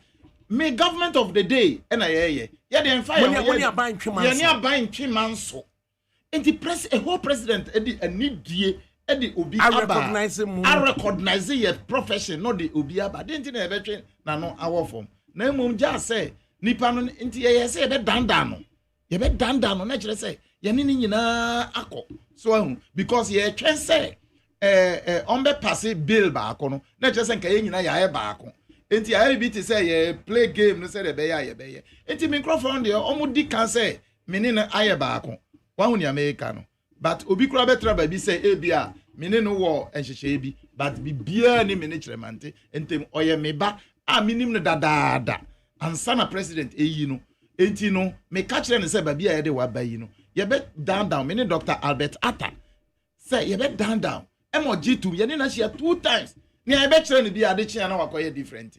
Addition na wakoye different. And na give them come on no be ya went me anka publication we want some. And na mo ben what to kra say etinka say licensing under the Act 575 and anka wo pekura no a e dia na mo no what to say obey encourage mo obey assist mo into compliance. Fiti say oba office. Me mama na guidelines the minua. First of all also be share na staff. Me see who share with staff we are. Yeah meeting. Bomodi abra. Share national executives. Who share national executives we are the chief yeah meeting with Greater Accra. Ne min ko yi wo emfankyere me nkrofo. Ni nyina no okoje afutuo foforo wo baby. E na wan ye ni nyina. Ane je say o baby foforo baby ai o baby oje na futuo. Enti okoje afutuo wo baby e na wan ye. E na ye te ho a afa de attack e na ode ba association no. Ema gaftram nso de wo ka se wo attack gaftram a wo attack wo mama wo attack wo papa wo attack wo nkasa wo busu I can say ya timdide ye ya akanka se mo kasa oh me pa kire se it's your own me say akanka se mo kasa na attack wo hu wa wufo na attack because obi anu ma bibiduro enti no you can attack our federation wow ona nanu de omo di jae na wo attack enti yesre say nana adodankwa ye papa ne ye do yes, sir. But more than I be Mante, na fa no ko alternative for na my traditional medicine practitioner. And one ye ka. Yo, enti Madam Sidi. Papa. Enti of mo committee na mo so mo mpekire mate ananse mo kakra ya na mo ni abre. Oh, meda wase. Bibidro a ye wo mo no. Me say ya asam ba ko pe. Bibidro ye nim papa mu. Bra na publication na bae no. Yanko meeting bia be nyina ye wo Ghana hayate. Enti ye de ati pempem because ebe ya say wo mo practice yoga any holistic medicine afano omu nhwe da nimu yen herbal practitioner ye niema mu because me so mawura mu kakra me wo nyakote ho me sua niema kakra me hu se omu no omu ni afa omu nimu ade ye papa aha enti no ayete se waba ebe ye no no na afam de entumi emfeva yen enna me ka se ekura se maka be menwe enti won samra me ka se nia me kan no enye sa na tie ena nia ye ka se si anso ne se na do on mayen resident on mayen na first no na ye prese ye benya ye minister ye benya MP afiemu ni ye nya minister enti si ye ntumi a na ye ntumi ya ye minka se ye ntumi ya because by and by ye benya ye ntumi ya se si ade on mayen nipa foforo ana say on mayen yan afemu de ni obeti yase because Dr. Chemate de mon shanase inka ye be shanase enso de ode abe say ye baako Dr. Ta ene nyakote ye nyina na ye ade baako enti alternative no de ye nyina na ye ade baako so onu aba be kire say obepaimu empapaimu na aba no enti no yes president na mon tro Chemate de mon hwehwe na mon tro no musa say what is the basis of sa publication? Mira, me da say. Some ye kind, the whole world, and I kind graphic. Say a tro bibi, echo bisa individual. Ye be then address it, Ashampane da hono. Aha, yen to me address it. Until say, baby, I will fail them on Fahubi. As I'm saying, that was I know. Na mo members no mo bedru be san ya mo prese mo mpesa mo be share Chemate ACA in the light of the SCA. In the light of the SCA, Tuesday, the signed signatories ebeko you have to answer after all regional chairmen of the associations, all regional chairmen of the federation across the country, plus all national executive board, any council members obiya to answer from Tuesday, any the signed petition. Beko akwakoma mampeni achrechere no asem no na hifa na free say Dr. Chemate odi nkomo eye nwanwa obi so bia wo babia obia say ono de onim ho hwe eye nwanwa obia so onim ho hwe eye nwanwa na kire say oboni timpo na ye nim because say our problem cry enye mimi Dr. Atta but you see the problem say under at 575 no licensing regime no wo form ana mojitum masa nipa licensing regime so far uko ehwa near ministry for no atumi register no is about 22,000 and above asset from where I sit and ni ewo mu ne say nipa no adwuma na ye enye enti ebi ko na ebi ba enti omutumi gina adwuma no mu no eno na eye sa na America no enti ebi ba na ebi ko Professor Rafa Nyakote Obu, General Secretary Ghana Alternative Medical Practitioners Association entwetwe enkomo ekakra na ye musa so say sa publication ya enra daily graphic dia bay ne attributed to Dr. Michael Chemate, Traditional Medicine Practice Council Registrar no. Or no so almost the same. Dr. Nyakote Obu, Professor Nyakote Obu Yamaha. Na michia utie for sunyima. You see, as what I said, just as your mama, be prostate in a large, wouldn't you? Mame. Sir, if you call, some you call law school or Gambia, it's Baba. Oh, I be do. And the never be prostate in the mammy and now. Me prostate there, a call for my behami. What's it? You. And Tuesday, September 17, 2024. And Daily Graphic, more or less Ghana's biggest daily. And or the front page, huge banner. 500,000 herbalists unlicensed. Regulatory Council begins clampdown. And or a photograph of Dr. Michael Chiramating, Registrar, Traditional Medicine Practice Council, or the two anymore. Sa publication, Prof. Wahuno. Now, Wahuna or comments in the same. You'll be there, see. Now, me have papa, so, or could you be a bit and I think we must say, Mama, see this store, and Mr. Ega, Michia winning now. In fact, I know everybody go Hana, go for saying, and go for sending. Honestly, you know, I really felt very disappointed because one, this is a new professional. Try to, you know, develop the profession. They say Nyamiado, even they call law school of Gambia. But me bomodiama traditional healers our Gambia, the Pushiama and the Amosomo of Biego Honoma. So I've worked with the traditional healers. I know how the regulations regime. In fact, when I read the publication, 500,000, very emphatic. And to be fair, I'm a PRO of TNPC. And I'm the son is I'm on your data. Now, I have interest in the data. And I'll say I'm a research. And I said, well, so we're a researcher. You know, yes, every a researcher. I know how researches are done and all that. If I say I'm steady, you know, I'm gonna publish it because the publication are inconformably reasonable people are talking. They are asking questions. Now, all this publication about the intention, you know, is what we don't really get the intention about the whole thing. But Usha, I see about 200,000 alternative practitioners in Ghana. And our traditional healers are about 300 and something, 21,000 in Ghana. In fact, the work I've done in Africa, a ban regulation from the Southern African belt to West African belt.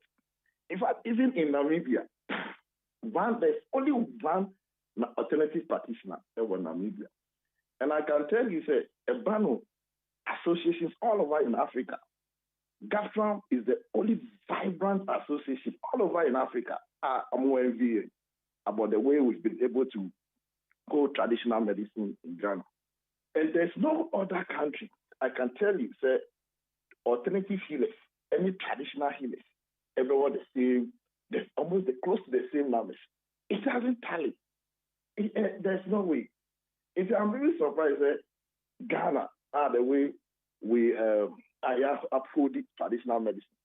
I bet alternative healers, the baby, are almost the same at the same path with traditional healers. In fact, maybe Emma wants to say any traditional healers, if you have some kind of cohabitation and I say marriage relationship, and we've been able to live right from year 2000 to 2024.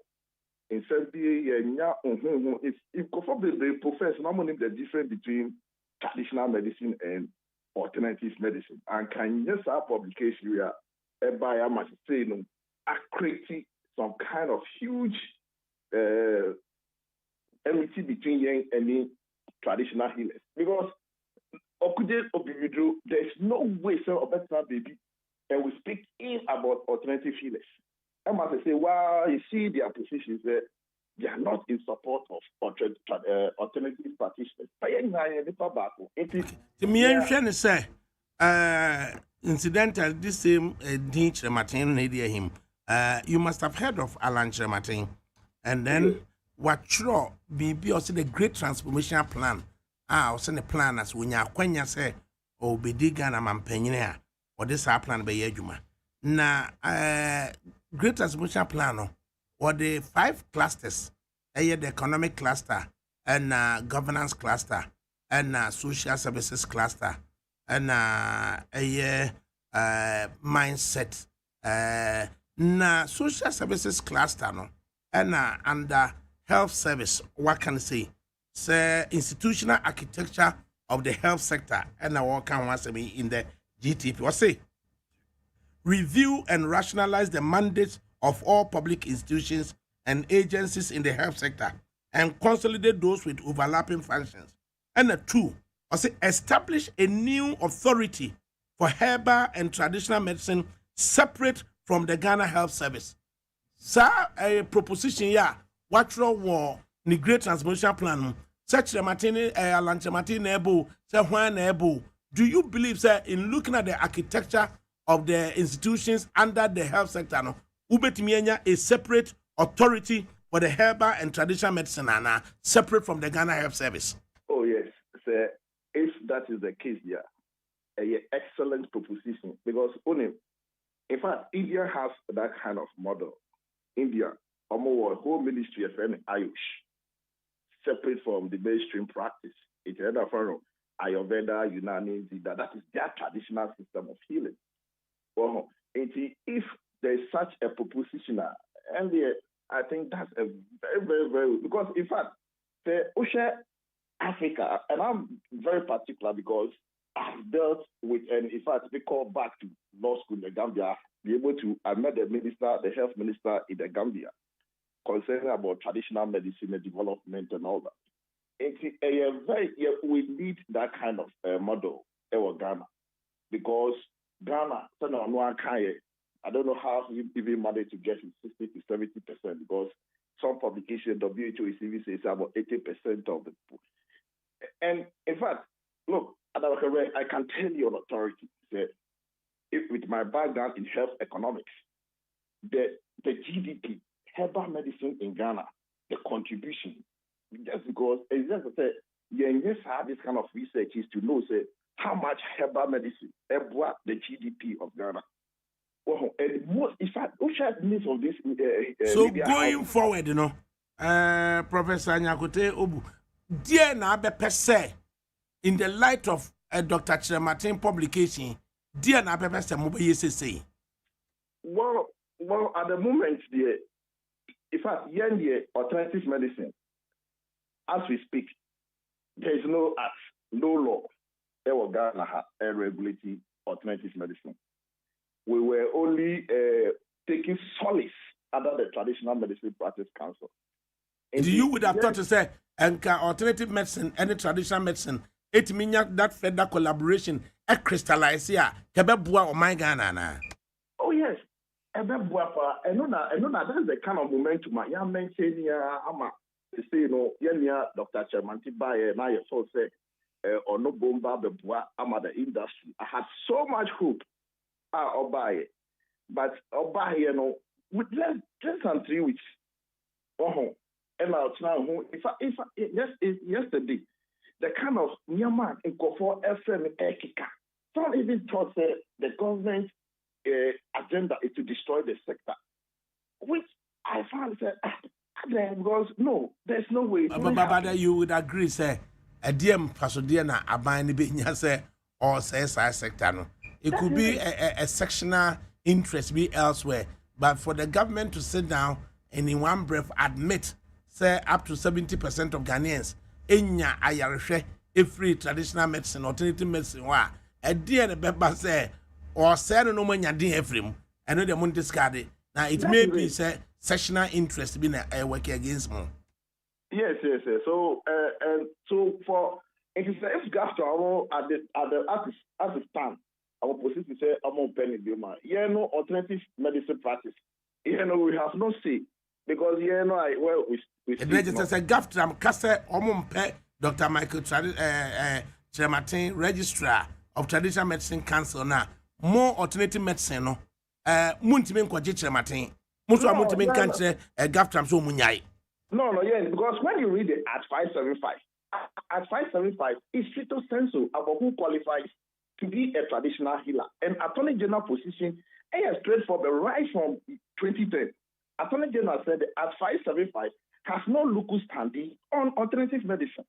If you depend on your registrar, no, the act makes clear the position of the act. It's clear who qualifies to be the registrar under Act 575. It not just says traditional medicine for any apprehension say registrar of the Traditional Medicine Council, Dr. Chematin, originally belonging to alternative medicine, agenda be say or pese or to traditional medicine for no ogu omajuma natures and kenka orthodox medicine any alternative medicine be fears no born out of that publication Oh yes, because now if I any now and now because we have this kind of marriage. It's obvious you confirm the difference between traditional medicine and alternative medicine. And can yes publications we are buy and we buy it. As we speak, because we are law be any regulatory. We only had a ministerial direction. I don't want to go into some of these things here because we know some of these things can be challenged. But you say, oh, okay, fine. Then you back home. Now, developing the industry until the pending traditional and alternative medicine bill. No, you say, abide the passing. Now, you know, now you're back home. But over now, we are the saying a critic, a celibia. A celibia, say, you know, you idea betting I mean, any animal, traditional healers, no. Bekasa say, oh, Monja Didia. It is almost we art no a regulation art no for them at 2,000 it is almost say, oh, no problem, and we have no way. And the initial because sir, a year traditional medicine, a year establishing the authority for herbal and traditional medicine, no, separate from the Ghana Health Service. So, Oko hospital environment now, nurse belonging to the professional association, lab technician, belonging to the professional association, radiologist, belonging to the professional association, the doctor, belonging to the professional association. So, in the same great transformation plan now, Alanche Matenka, or say one, integrate fully herbal and traditional medicine practice in all public healthcare institutions across the country. It not just say I was say every public hospital here in Ghana, no, I was a traditional and herbal medicine practitioner, or no so a year you must have public institution, no, and answerable to or also no professional organization. In this instance, no, a Bayer herbal and traditional medicine authority. Is this something we should be encouraging, Anna? Oh yes. In fact, the same for the WHO is talking about integrative medicine. How first, alternative medicine. And let me say this: we are not against mainstream practice. We are not at loggerheads with them. Now, and that's why WHO says when it alternative, I still say, can say, there's some kind of friction. Into Yambo Modia, let's use just nomenclature. Let's use a very more friendly one. When you say integrative, we integrate. Now, you know, friend, because medical practice is not competition. Obi area, although they say in Sopon or Biakata and so on, none of Betona. Although they are finding who near here now, you want to know.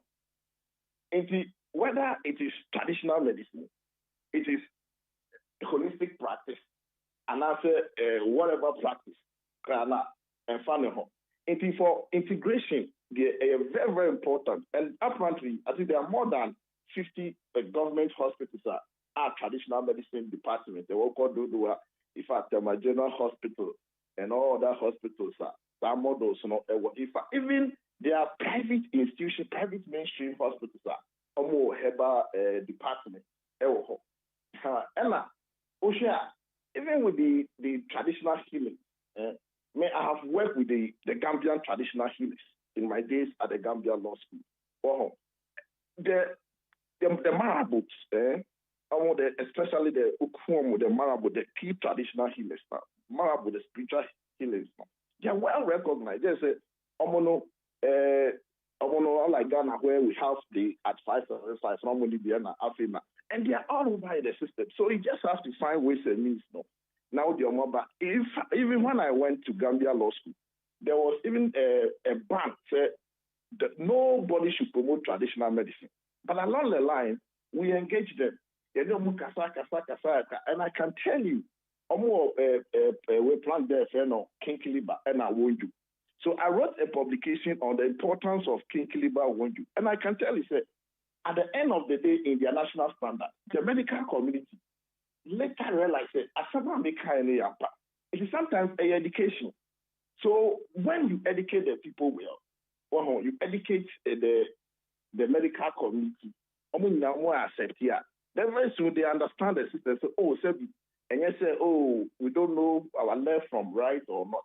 But in the moment we integrate, the health system, our health system, very improved. If now, go India, there is a special visa, Irish visa. And one say, we are traditional practitioner, and I say, we are medical tourism. You only apply for Irish visa, stay there for 3 or 6 months. This because Uka transact business with Irish in traditional medicine. Why can't we develop this model? And that's why I felt bad when I review most of the manifestos in the above MDP and NDC, where there's no specific policy on traditional medicines in Ghana. And our people dwelt basically on traditional medicine. So why can't we develop what we have? And when we can develop our traditional medicine, and I tell you, say there's kind of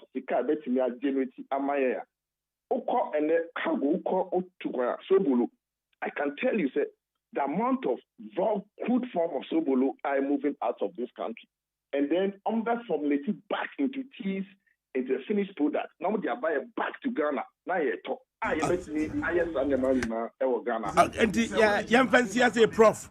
Na yɛnhwɛ sɛ Dr. Chematin obe step out na o step out e bia ebeti mo ase, but then we are led to believe say traditional medicine for ebnada almost omo proposal ebeko akwa magana mampanyini bibia susu ni a yɛbɛhwehwɛ Professor Rafael Nyakote Obo yɛbɛhwehwɛ no wabai so de am ho ato na memra na memra mehwɛ the state of my prostate. Why? That's it. Right. And say na alternative medicine near or need Dr. Chematin na the same groupings, you know. And also the support my traditional medicine. What you know what I'm saying? Ejumano. Because this is the only business I ever. Ena ononso no o trainee yen crofo no. Nyakote o university mo. O trainee traditional herbal for no. Omonim pa my sister yi CD Herbal no krokobi okonya kote university sese amene wo etna pe enti no ono nyakote say or interest herbal medicine no unlike Tremanti mi nimba bia ni interest wo so just me person make say but me person mu invite me ni Tremanti wa mu invite ye wa ha na yenyina obi anka ne de onka ne de brewo na me so me nka me de me church no loopholes no. Because we invited in Kwan or Bahadi and just a man database. The database no fambra. Me the media beba. Me the nipani na no be beba. On funny database na 500,000 non fambra. Na mu who say anye here. No withdraw na semu fa na semu unko. Shabati ni nu ye gina na. Na me poma ni jawa. Me poma ni jawa. Na semi ni. Eni ti draw my friend is our mfa. And draw my friend is our mfa. Bisan said they be my friend. And draw my friend is our mfa. Enti me nim dada.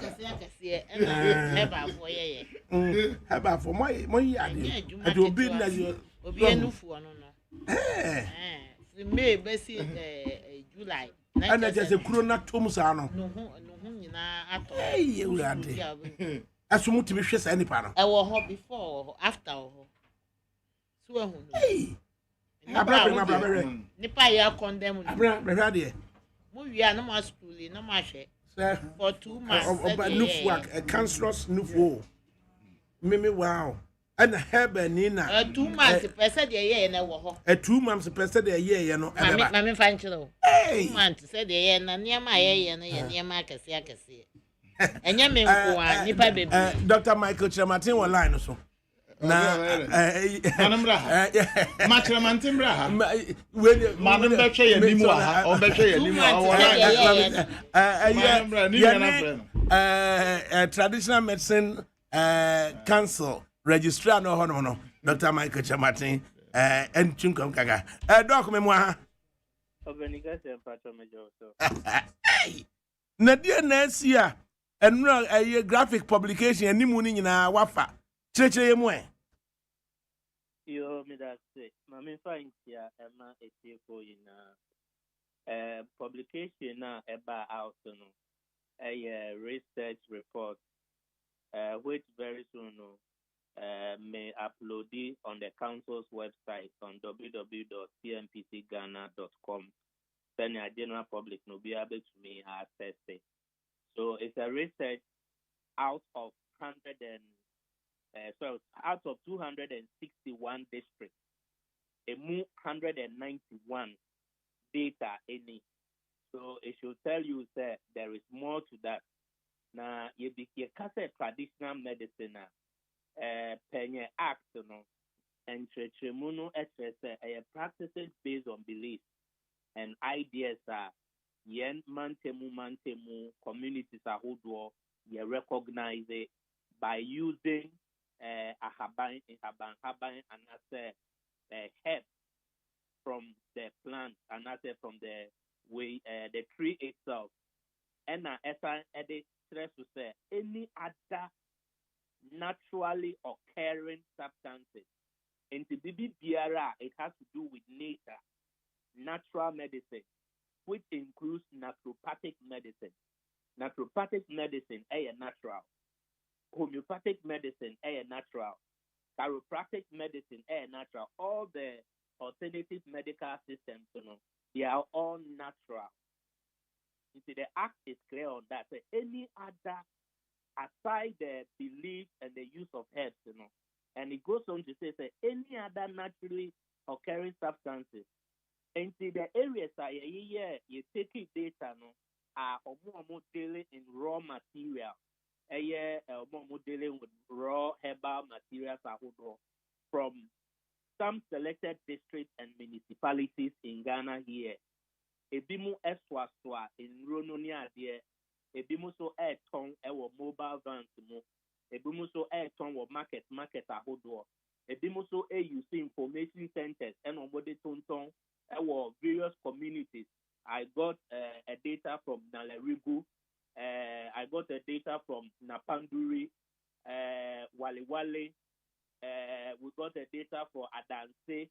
So there are some communities information centers, and from 5 a.m. to 6, 7 a.m.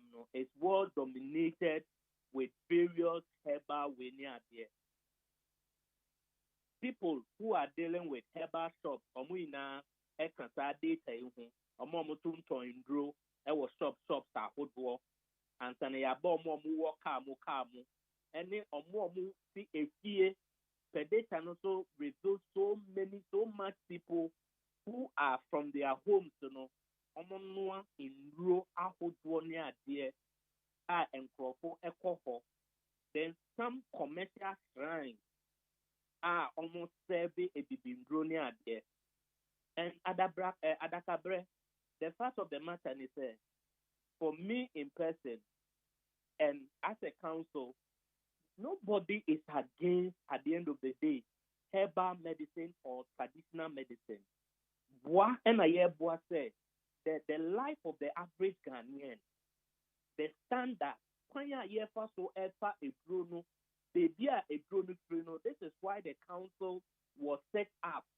And the whole purpose is to achieve for the average Ghanaian to understand, say, at least obi biara wo beto edro won ho the stand on the line says say to me class aben no the ton edro no it falls under this council. Aside that also the same practices and also cover omo dealing in spa, wellness centers, fitness centers like them. ADAKABRI mpacho wadaroma.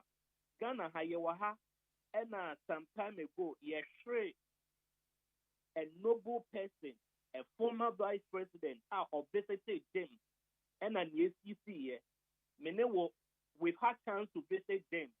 Ideally, and every gym center be a war my Ghana no the attendant there should be able to have basic knowledge to check vital. You take vital, not as part of it. You say or pressure, diastolic, systolic, you can be advised which equipment will be best fit for you to use. A standard, because it's about the population.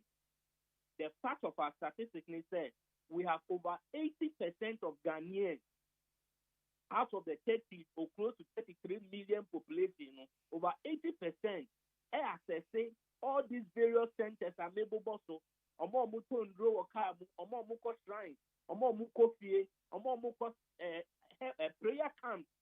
Ahodo ayede we ye can say herbal center so the ediaka. Intimi me say Ghana for na ye bo omo buy. That the people should be certified. You can't work with an association membership. It is so, me were Accra, me were offices here.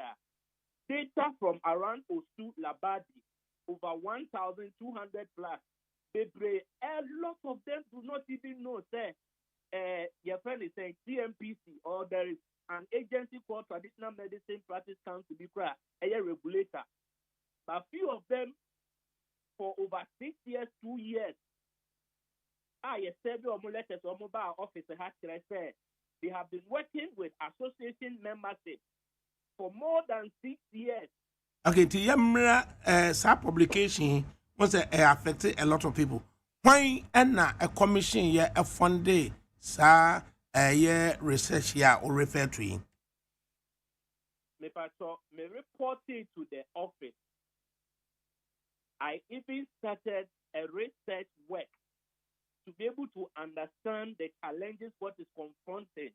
And me who say this publication and negative affected saying say you have more than 500,000 unlicensed people. For Ghanaians to be aware.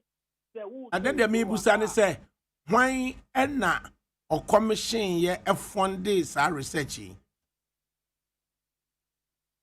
Why not a commission? It is my And why the commission say young conquer yes sir?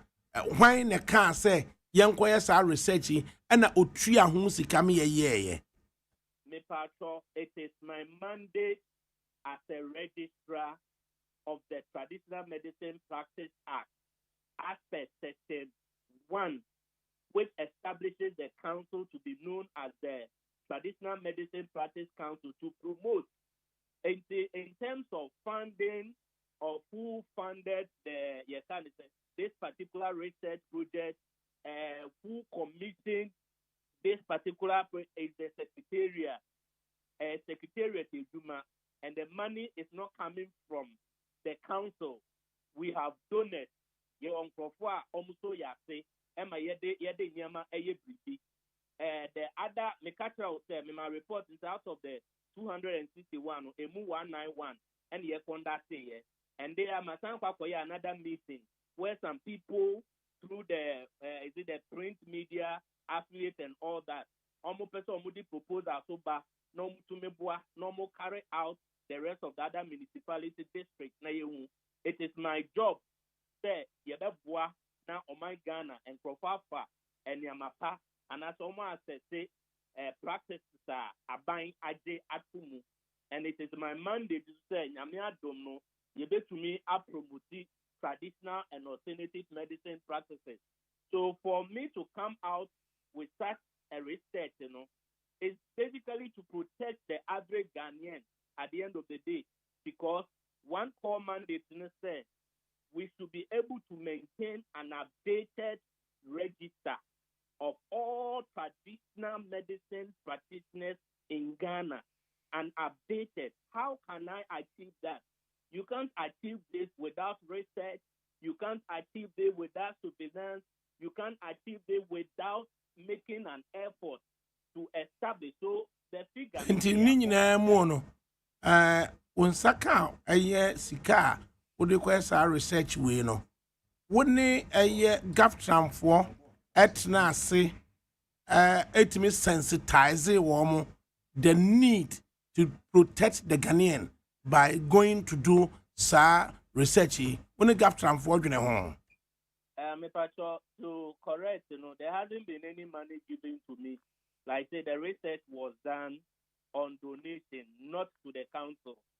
Volunteers, I don't need to disclose omo AD size mano Emma me all that to be able to get grabs of all these updated lists in the communities that were my Ghana or in all the 261 districts. And GAFTRAM is an association. GAFTRAM is an umbrella of traditional medicine practitioners, basically. The law basically doesn't mandate me to be a many months now, na many more ending and sana meet one more. I collaborate with them. They are stakeholders. At the end of the day, a best information which is relevant, say, a business say, you to me any almost nasty, no, any almost nasty. Many almost nasty there 1, 2, 3, 4, not even less than 5. Talking about the need to get their members' license. The means, I think about some few days ago, the last meeting, many Gafram or Church opening back, even had to do with the fact that there is no NCRTS why someone can be practicing, selling medications and practicing with the membership of the association and not the the council. Law no interest. Okay, in the publication, graphic tells us, attributed to you, says 60 to 70% of Ghanaians share ayaresa. Omuko sa traditional and herbal medicine for you honum no makwa kwaje ayarehwe. O kasa so no. O see in our various communities for which medi ho dance ekura de amount. Obeko information centers in urban areas, peri-urban areas, rural areas. Anopa nunum information center ben now so. The mami way to a drew way, papa way to a drew way, ebetimi asayare way, ebetimi asayare way. So there is the need, say, yebetimi ayaden a register na ya regulate sankrofo so as to say you be protected the average Ghanaian wayare. Now say your GAFTRAM ewo ho and say woman na ye adwuma we ya ma 60-70% as per your own story. Enye gidie wo mu a.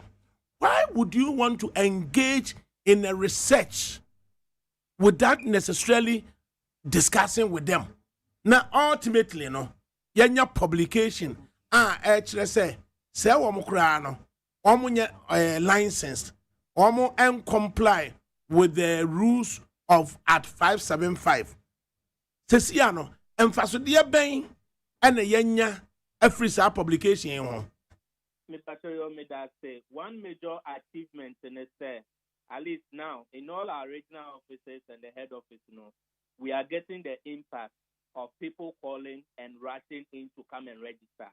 And as a regulator, this makes me happy. Say at least people are say they are ready to comply and they are coming to do the needful. Say I register.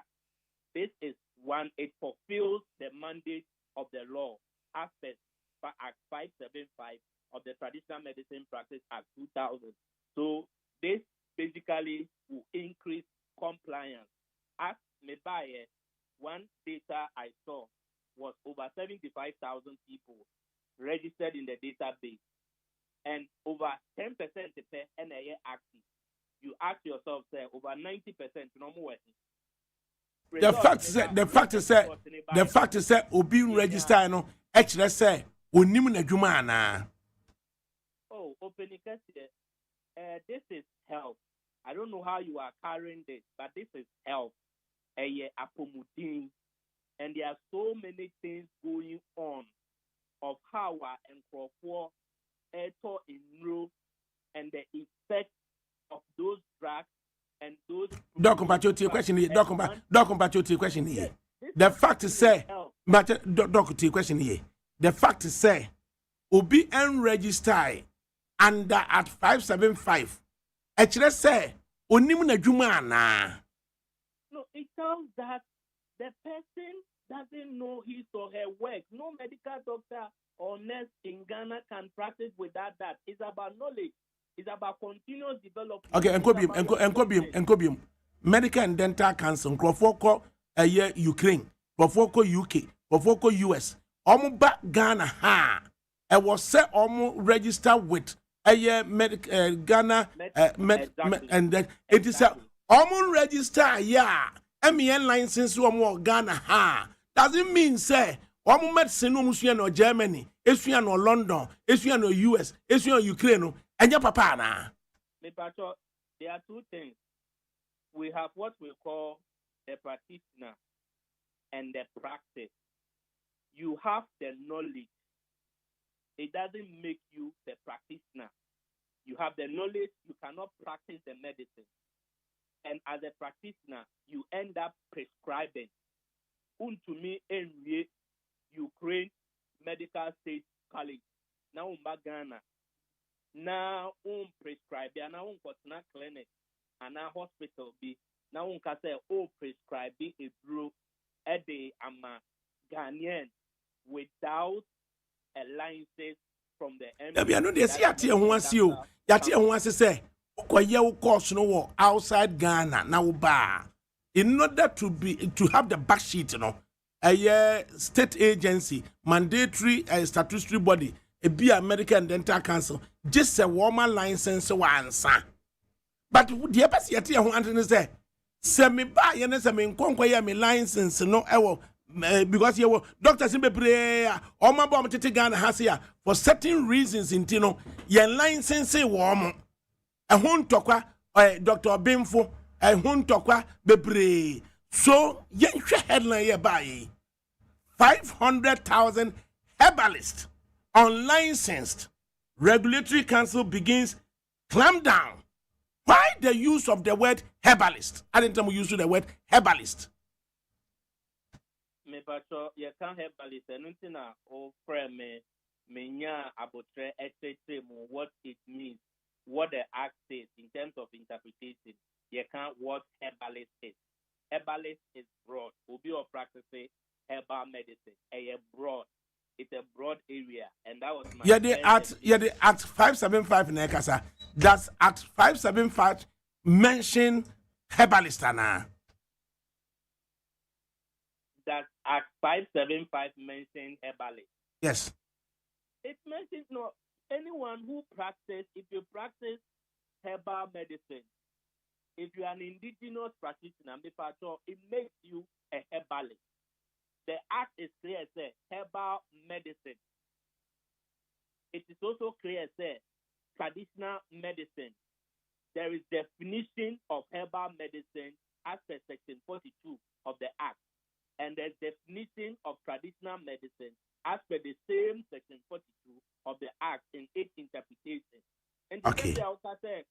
People practicing herb. That is why I gave you the definition. Say it ends aside using herbs, It also says any other naturally occurring substances. I am quoting from the act and not basically from my mind. Okay. And now the council is beginning a clamp down. Clamp down. How clamp down? What are you saying? Me pacho Wadaroma. We are collaborating with about 2 major agencies in Ghana, and these agencies have offices and operations in all the 261 districts.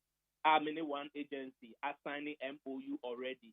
The act is saying that and mandatory as a state council a year an office in every district and in every region in Ghana. And say we ended to me aboa na afofele in terms of keeping an updated register. But as I talk to you, no, unfortunately, we have less district offices in Ghana. We have less regional offices in Ghana. And now the best way is to collaborate with other stakeholders, other agencies, offices in all the various regions and all that. You agree with them on what they call to have an understanding with them, to be able to assist. Then because eduma we no Ghana ni bia eduma say obebua ni abofubан.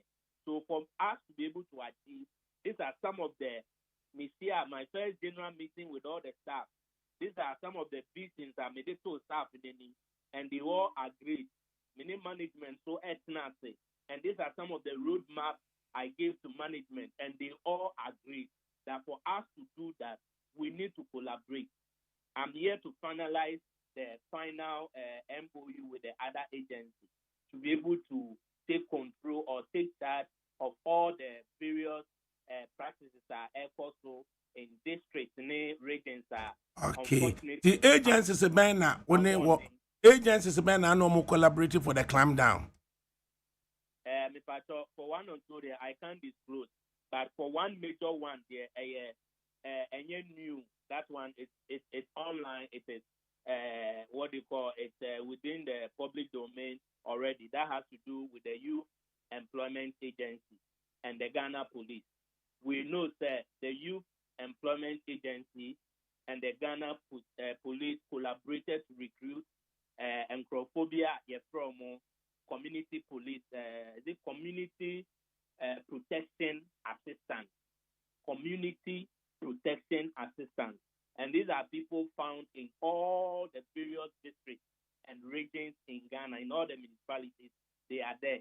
So ours to engage some of them, maybe depending on the size of the district or the municipality, maybe here 5 and I say NIPA 10 or NIPA 15. Once we sort all of them out, we organize regional training and orientation. And Brano Mayo said we can engage them as contract staff and give them additional incentives so that they will be trained as a compliance, enforcement, and inspectorate team led by a staff of the or an experienced staff of the Traditional Medicine Practice Council to be able to embark on such operations and advise people, educate them, and invite them to the office to come and do the needful. So the offices, because we are not in some of the districts or some of the municipalities, we are making use of other agencies' offices so that compliance comes. So it is more of an education to get the unlicensed one license, following the rules that is set by the Act. Okay. So I really don't see these, honestly said, a attempt here. Okay. Ghana, yes, about compliance, thing, but minimum say, and not so need the best way, a bebo Ghana, this thing, be a bind, you take a more, or to a great through being Kenya, or to we are, not so corner be this year. The person is nowhere to be found because the person is not stationed. The person is nowhere to be found. The other two no they are could be what they call an emergency way in an allopathic or an orthodox hospital. Now, no more success in that way no attempt. And I think that I see help as a collaborative way. So we all need to collaborate and do the right thing. Okay. My follow students. For me, I would want to do the right thing and be removed from the office than say be a mayor be funny. Now say be Dr. Martin step it down. I would rather be happy to do the right thing. Say at least I am fighting a good cause for the people of Ghana, and I see the means. I'll be happy with that. Okay. And now so follow proceeding. Not just what it is someone Gaptram for them penfonity can you say? Yeah, and say many some few audios, some short audios here and Crawford after they also some platform so and all that. In the Mikrana meaning said there is an ongoing BBC on, so I listened to some few audios of way petitions and co near there. But me say, like, it's a good thing to do the right thing than to do the bad thing and to go. Okay. And So what is say now Gaftram force it by Tuesday. Gaftram etihono, one of the audio meetings or my committee on Muhondada by saying say they cannot just accept any quackery way. Sebia ubiba omubedi nipana tum ama nipano membership card. Said the person should work. Like they are not a regulator. They don't have the mandate to regulate. By the section of our act, they are only to endorse as just one institution. Because aside the qualification, we need the NUB, you hear two endorsements. Say a district coordinating director. That is by getting a business operating permit, because the business now, and there's a business operating permit, which is signed by the district coordinating director. Then again, you need another one, either from the association or from a chief, the chief of that community. Practice. It's a chief, so okay. You need the proof of those two, but it doesn't make you regulated. To regulate yourself, allow people to be practicing by your own regulation for so many to say, make a can't wait, not say I disagree with practices are my Ghana now and nunti there will be a different dimension. It's a happy news. It is a Gaftram for say by Tuesday, Omo presented a petition to the President of the Republic. Say Omo intimine wonye juma on the basis say one. Omo nim o source of funding na wakwa akwaje ede akoye the supposed research na o kan wasem the output abanyina ne say ugu omo nim ase ama in the minds and eyes of right thinking Ghanaians no yebehunu say wo mukura no omu kumoman no omu di nkrofo awu na wo belong to the traditional medicine sector who belong to the alternative medicine sector and inti woni nipa bi na akokan bom epese ugu traditional medicine no omu di bibi we kwa over responde. Oh, me say that aspect of the audio, and it is sad to know that I'm collaborating with whoever Obi Biara or Ben me and I say what Ben me before. No, believe you me, I'm a selfless person. I don't need to receive your friend is saying to beef somebody, to favor. I am here to protect the interests of traditional and alternative medicine practices as mandated by the Act. Act, Section 38. At the end of the day, there must be or there will be a ministerial directive. And in 2010, there was a policy and guideline regulating. So what my colleague Nyakute said, I was really shocked and surprised.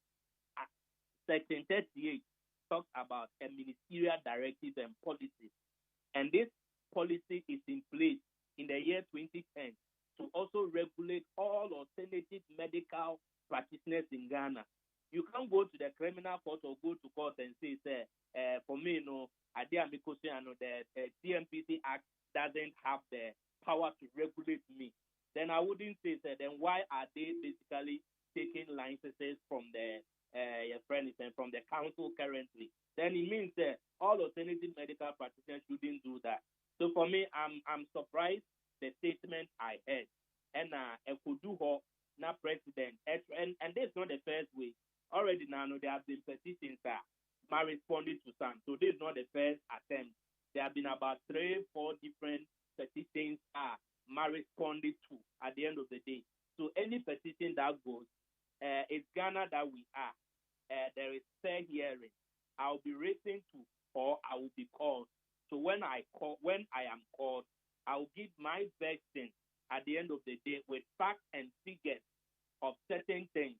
Then the decision will lie on the president, who by law, that is section 29 of the traditional medicine practice act no kyerɛ sɛ the president shall in accordance with Article 195 of the Constitution appoint a practitioner. So first of all, I am qualified as a practitioner, whether traditional, herbal, alternative, or what, I am still a practitioner with administrative and managerial experiences as the registrar of the council. So the appointing authority or the appointing power. Oh, so are you confirmed with your position as the registrar of the council? I know it's a process. My bar office is just like I'm now going to my second month. It is a process. Oh, okay. Like The Omunyan confirm. The young confirming me. Confirmation will be done by the president and the PSC. No, sorry, the Public Service Commission. It is a process. It goes through a long process. Maybe Okay. like 6 months time. Like as we know, other. Okay, then what I would suggest, in the interest of the country, don't fight those people. Okay, men fight them. Try and assist. Try and assist them. Try and assist them into compliance. Publications of this sort, no, Emma tension ba, Emma ebufu ba. Otherwise, it be an adjunct public na wa. Emma obi nyam na se pobi say. Say nipa bi na searchly, say organization na searchly. It media. I want to be fair and I want to be a Ghanaian. Try and assist them into compliance. But men take position bia a bemana koba say ese wo ye undesirables. Why? Mini amete wasipa the free one akasa. Why? Right. Ani nyina ne se munya baako. Na papa we asem o kan obede na woni na aye baako. Papa we yo say onu de onimche obia adakabre. Jise ochi traditional medicine practitioners wo Ghana nyina onene baby police for no. Jise omo cheye nyina ekoto afiase. We will not let remante ayetua ne ka ode abaye research. Enkrofo tua ne ka ono na confirm say or aye research within 4 weeks in office. What me call the whole Ghana Bay Research Association name okay. Let's say you have some motive. Council name Hoshi, council members will be any Hoshi. Unkwa what me call research. Edi koma brofo ajiska. Edi koma brofo ajiska. I want to mean disclose but source of a register. We are dancing you. Oh, bibi ni bi ani obe fande no. Bibi ni bi ani ho. Ono abrochire no fi ba aye. Abrochire e no te. Oh yeah, president nominating no krampo no. Okwa brochire ansa na osan ba na ano. Enti ono kire mante no.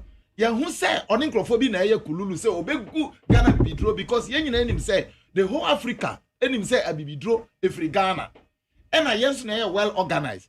Enti na omaya ma kire mante aba be she ho say opese oba be say ye adwuma no. But this say oche Ghana bibidro fo nyina etumne ne baby police for no all council will be training. So, Mako register. Now registration must register. You register that. Obeche you say you register. Then you register. O person just have you register. And then I'm saying be wo nkrom kuma mu a. Omo ni license. Maintain adwuma na say. Onti ase because onye practitioner. Yes na nado. Ye panecha. O me fa kire maintain ko. Na sumdwe mbra abibidro afa. Yes na nakufu ado. Ye panecha na ye di koto jepa na na Dr. Chirematin. Me. Okay.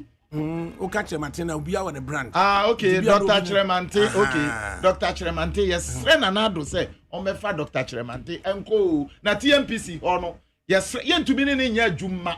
Chirematin, yen Dr. Chirematin yen to be ne nya adwuma. Onye practitioner, onti adwuma na say. Onti ase.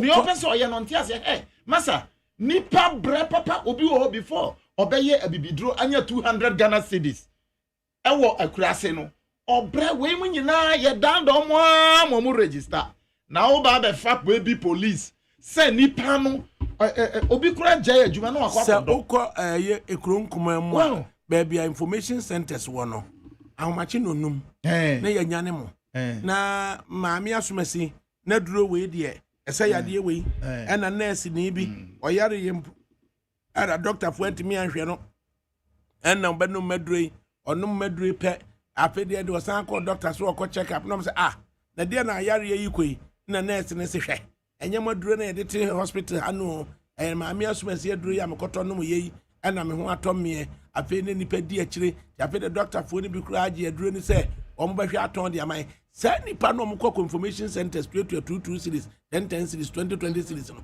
omo register won nyina ebia register enkaifo a ebia omunya register na gaftram no na ma gaftram ye gaftram no ye ko ne yakọ sensitize omo ne ya hwe aduro no said ya etie said ya beye ne ya brandy ne ya ye labels come to our office and see how we are doing this registrar no gaftram could be an asset to the that is how the law says enti ono no ntiase me say ontiase onko cancel. We have Professor Amponsa on the council. All the top hierarchies of herbal medicine development are there. This guy don't want to go there.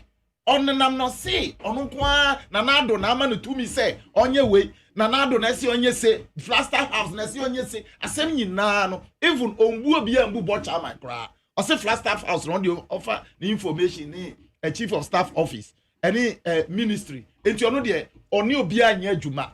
This say me Flaster House be catch them. To ensure say Flaster House be bidro or pedal a draw obi anu or practice no. Ya pesi ahwe se nipa no a license under at 575 no a gaftram no through its membership no ebetimi assist sankrofo nyina into compliance ana enwa na ye ni say our regions no omo hwehwe sa enkrofo because they have potent medicines very potent of course enti no but the bisu be poisonous one the bisu be poison enti omo ya no mo de aba na ye de aduro no last week yet last 3 weeks ye koji ye report was School of Pharmacy Lagos 50 nipa 50 and ye do aduro call research enti eba say ya na ye enoma ni nyina ma no Professor Ato Duncan amaye sika say omo ni sika on de be call FDA no we should help them na chere say ye de aduro no akọ FDA a premises near de akọ FDA. This is what we are doing in Africa, the whole Africa countries obi aba be hwe de ayeye na wo alternative ni wankasa krampo FDA for chill ewo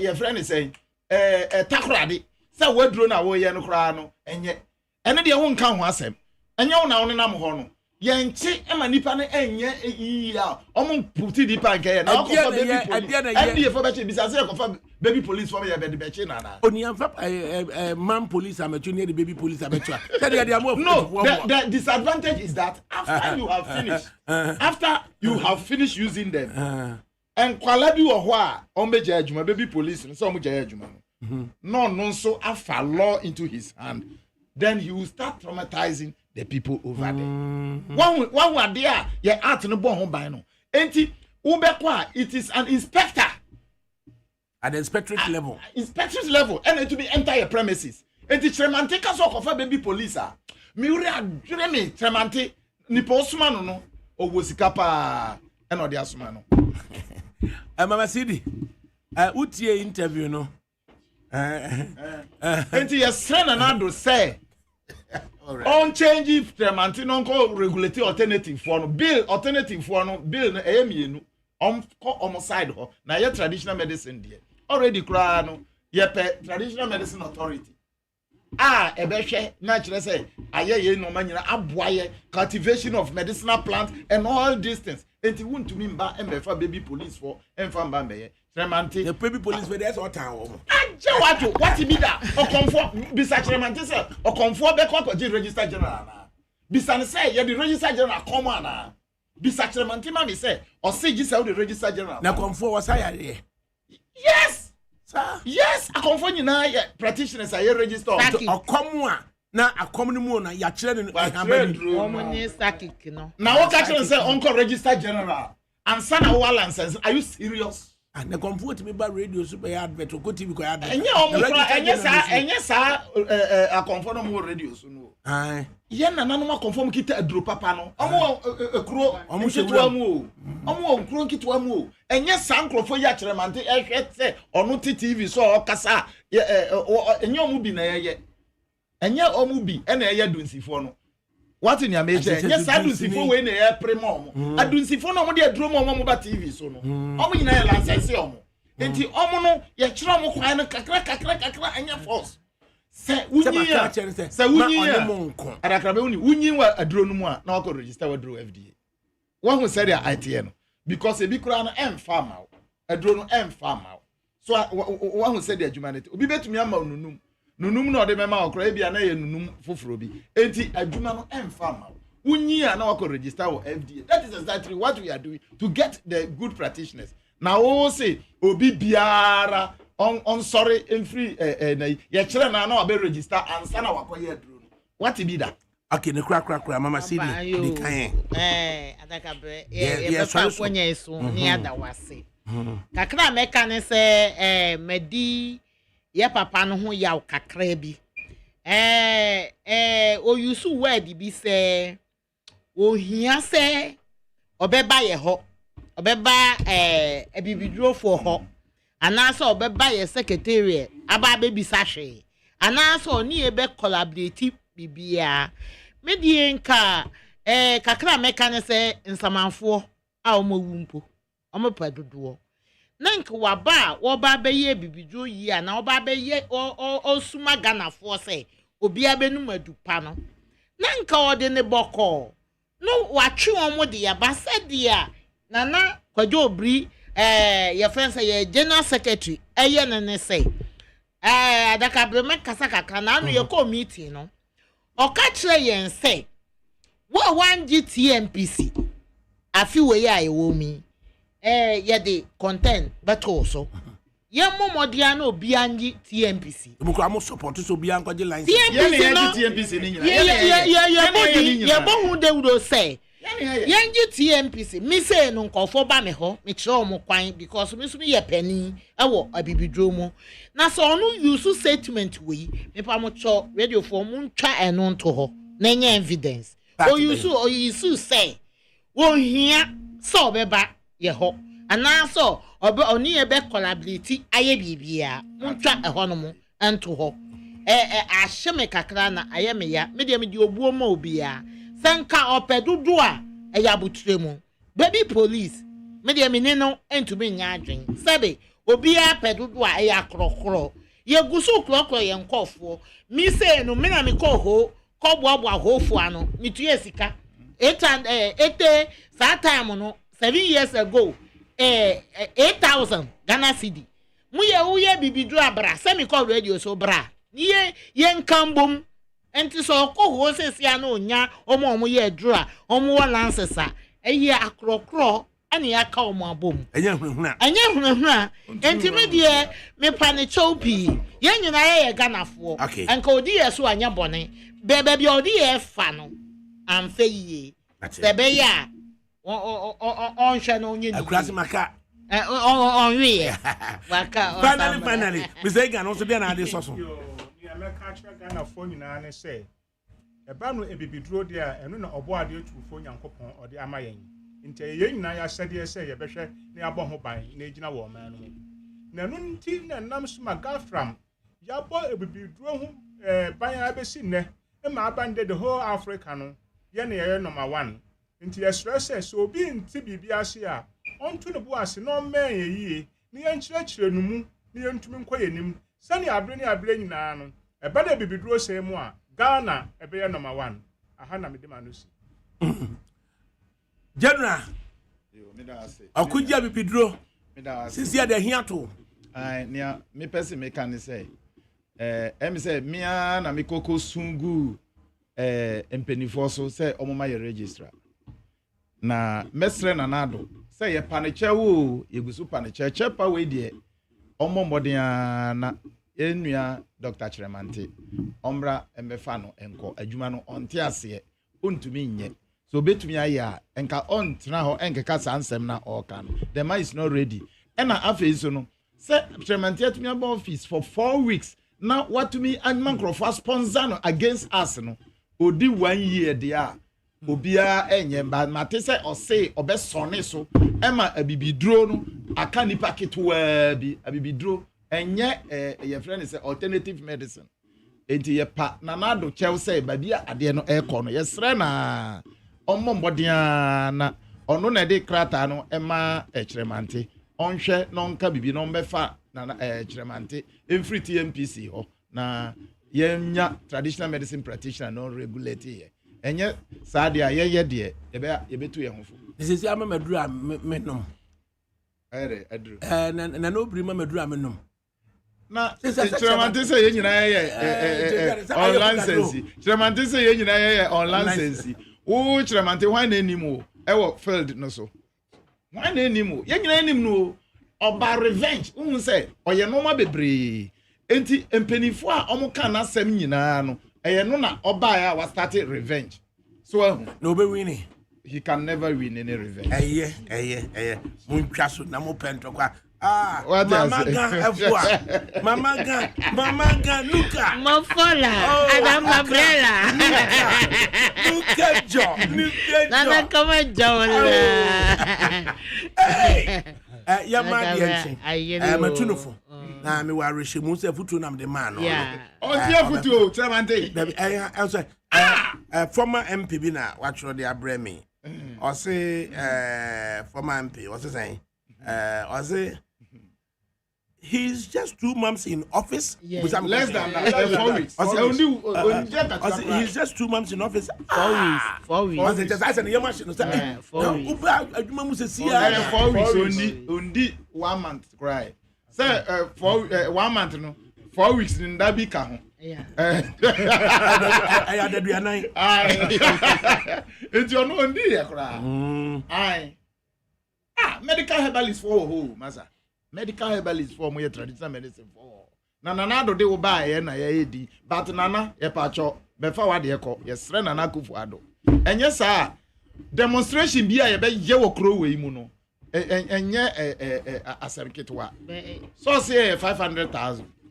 Ye be puya ba, ni aba be ka chere se ye nyina no ye mpe no. Tremante de e na ya ka no because from Tuesday no ye de petition no kwa ye be tu ye hofo. Yemfa seda emfa ema otwedi ampon na yemfa botre soso because the welfare and the well-being of the Ghanaian of very grave importance for yina the wealth of the Ghanaian, the well-being of the Ghanaian, the wealth of the Ghanaian ehun hia pa enti yemfa botre na yemfa nye bibia say obi ba na oba be say bibidura na nanom de agya ho yenya abotrema Tremante mbra be say yehu every 8 years na omo pese omo say bibiduro every 8 years ye pese say bibiduro so what you say o say a year public services commission omo gusu a ye hwe na ade ntine confirmation nya mai ye call public service commission on Tuesday na ya kwa ka kire omo say omo mom fa na mba eho ya ye call Tuesday public service commission ye call Tuesday ye de krata akomo yemfa seda emfa emma general secretary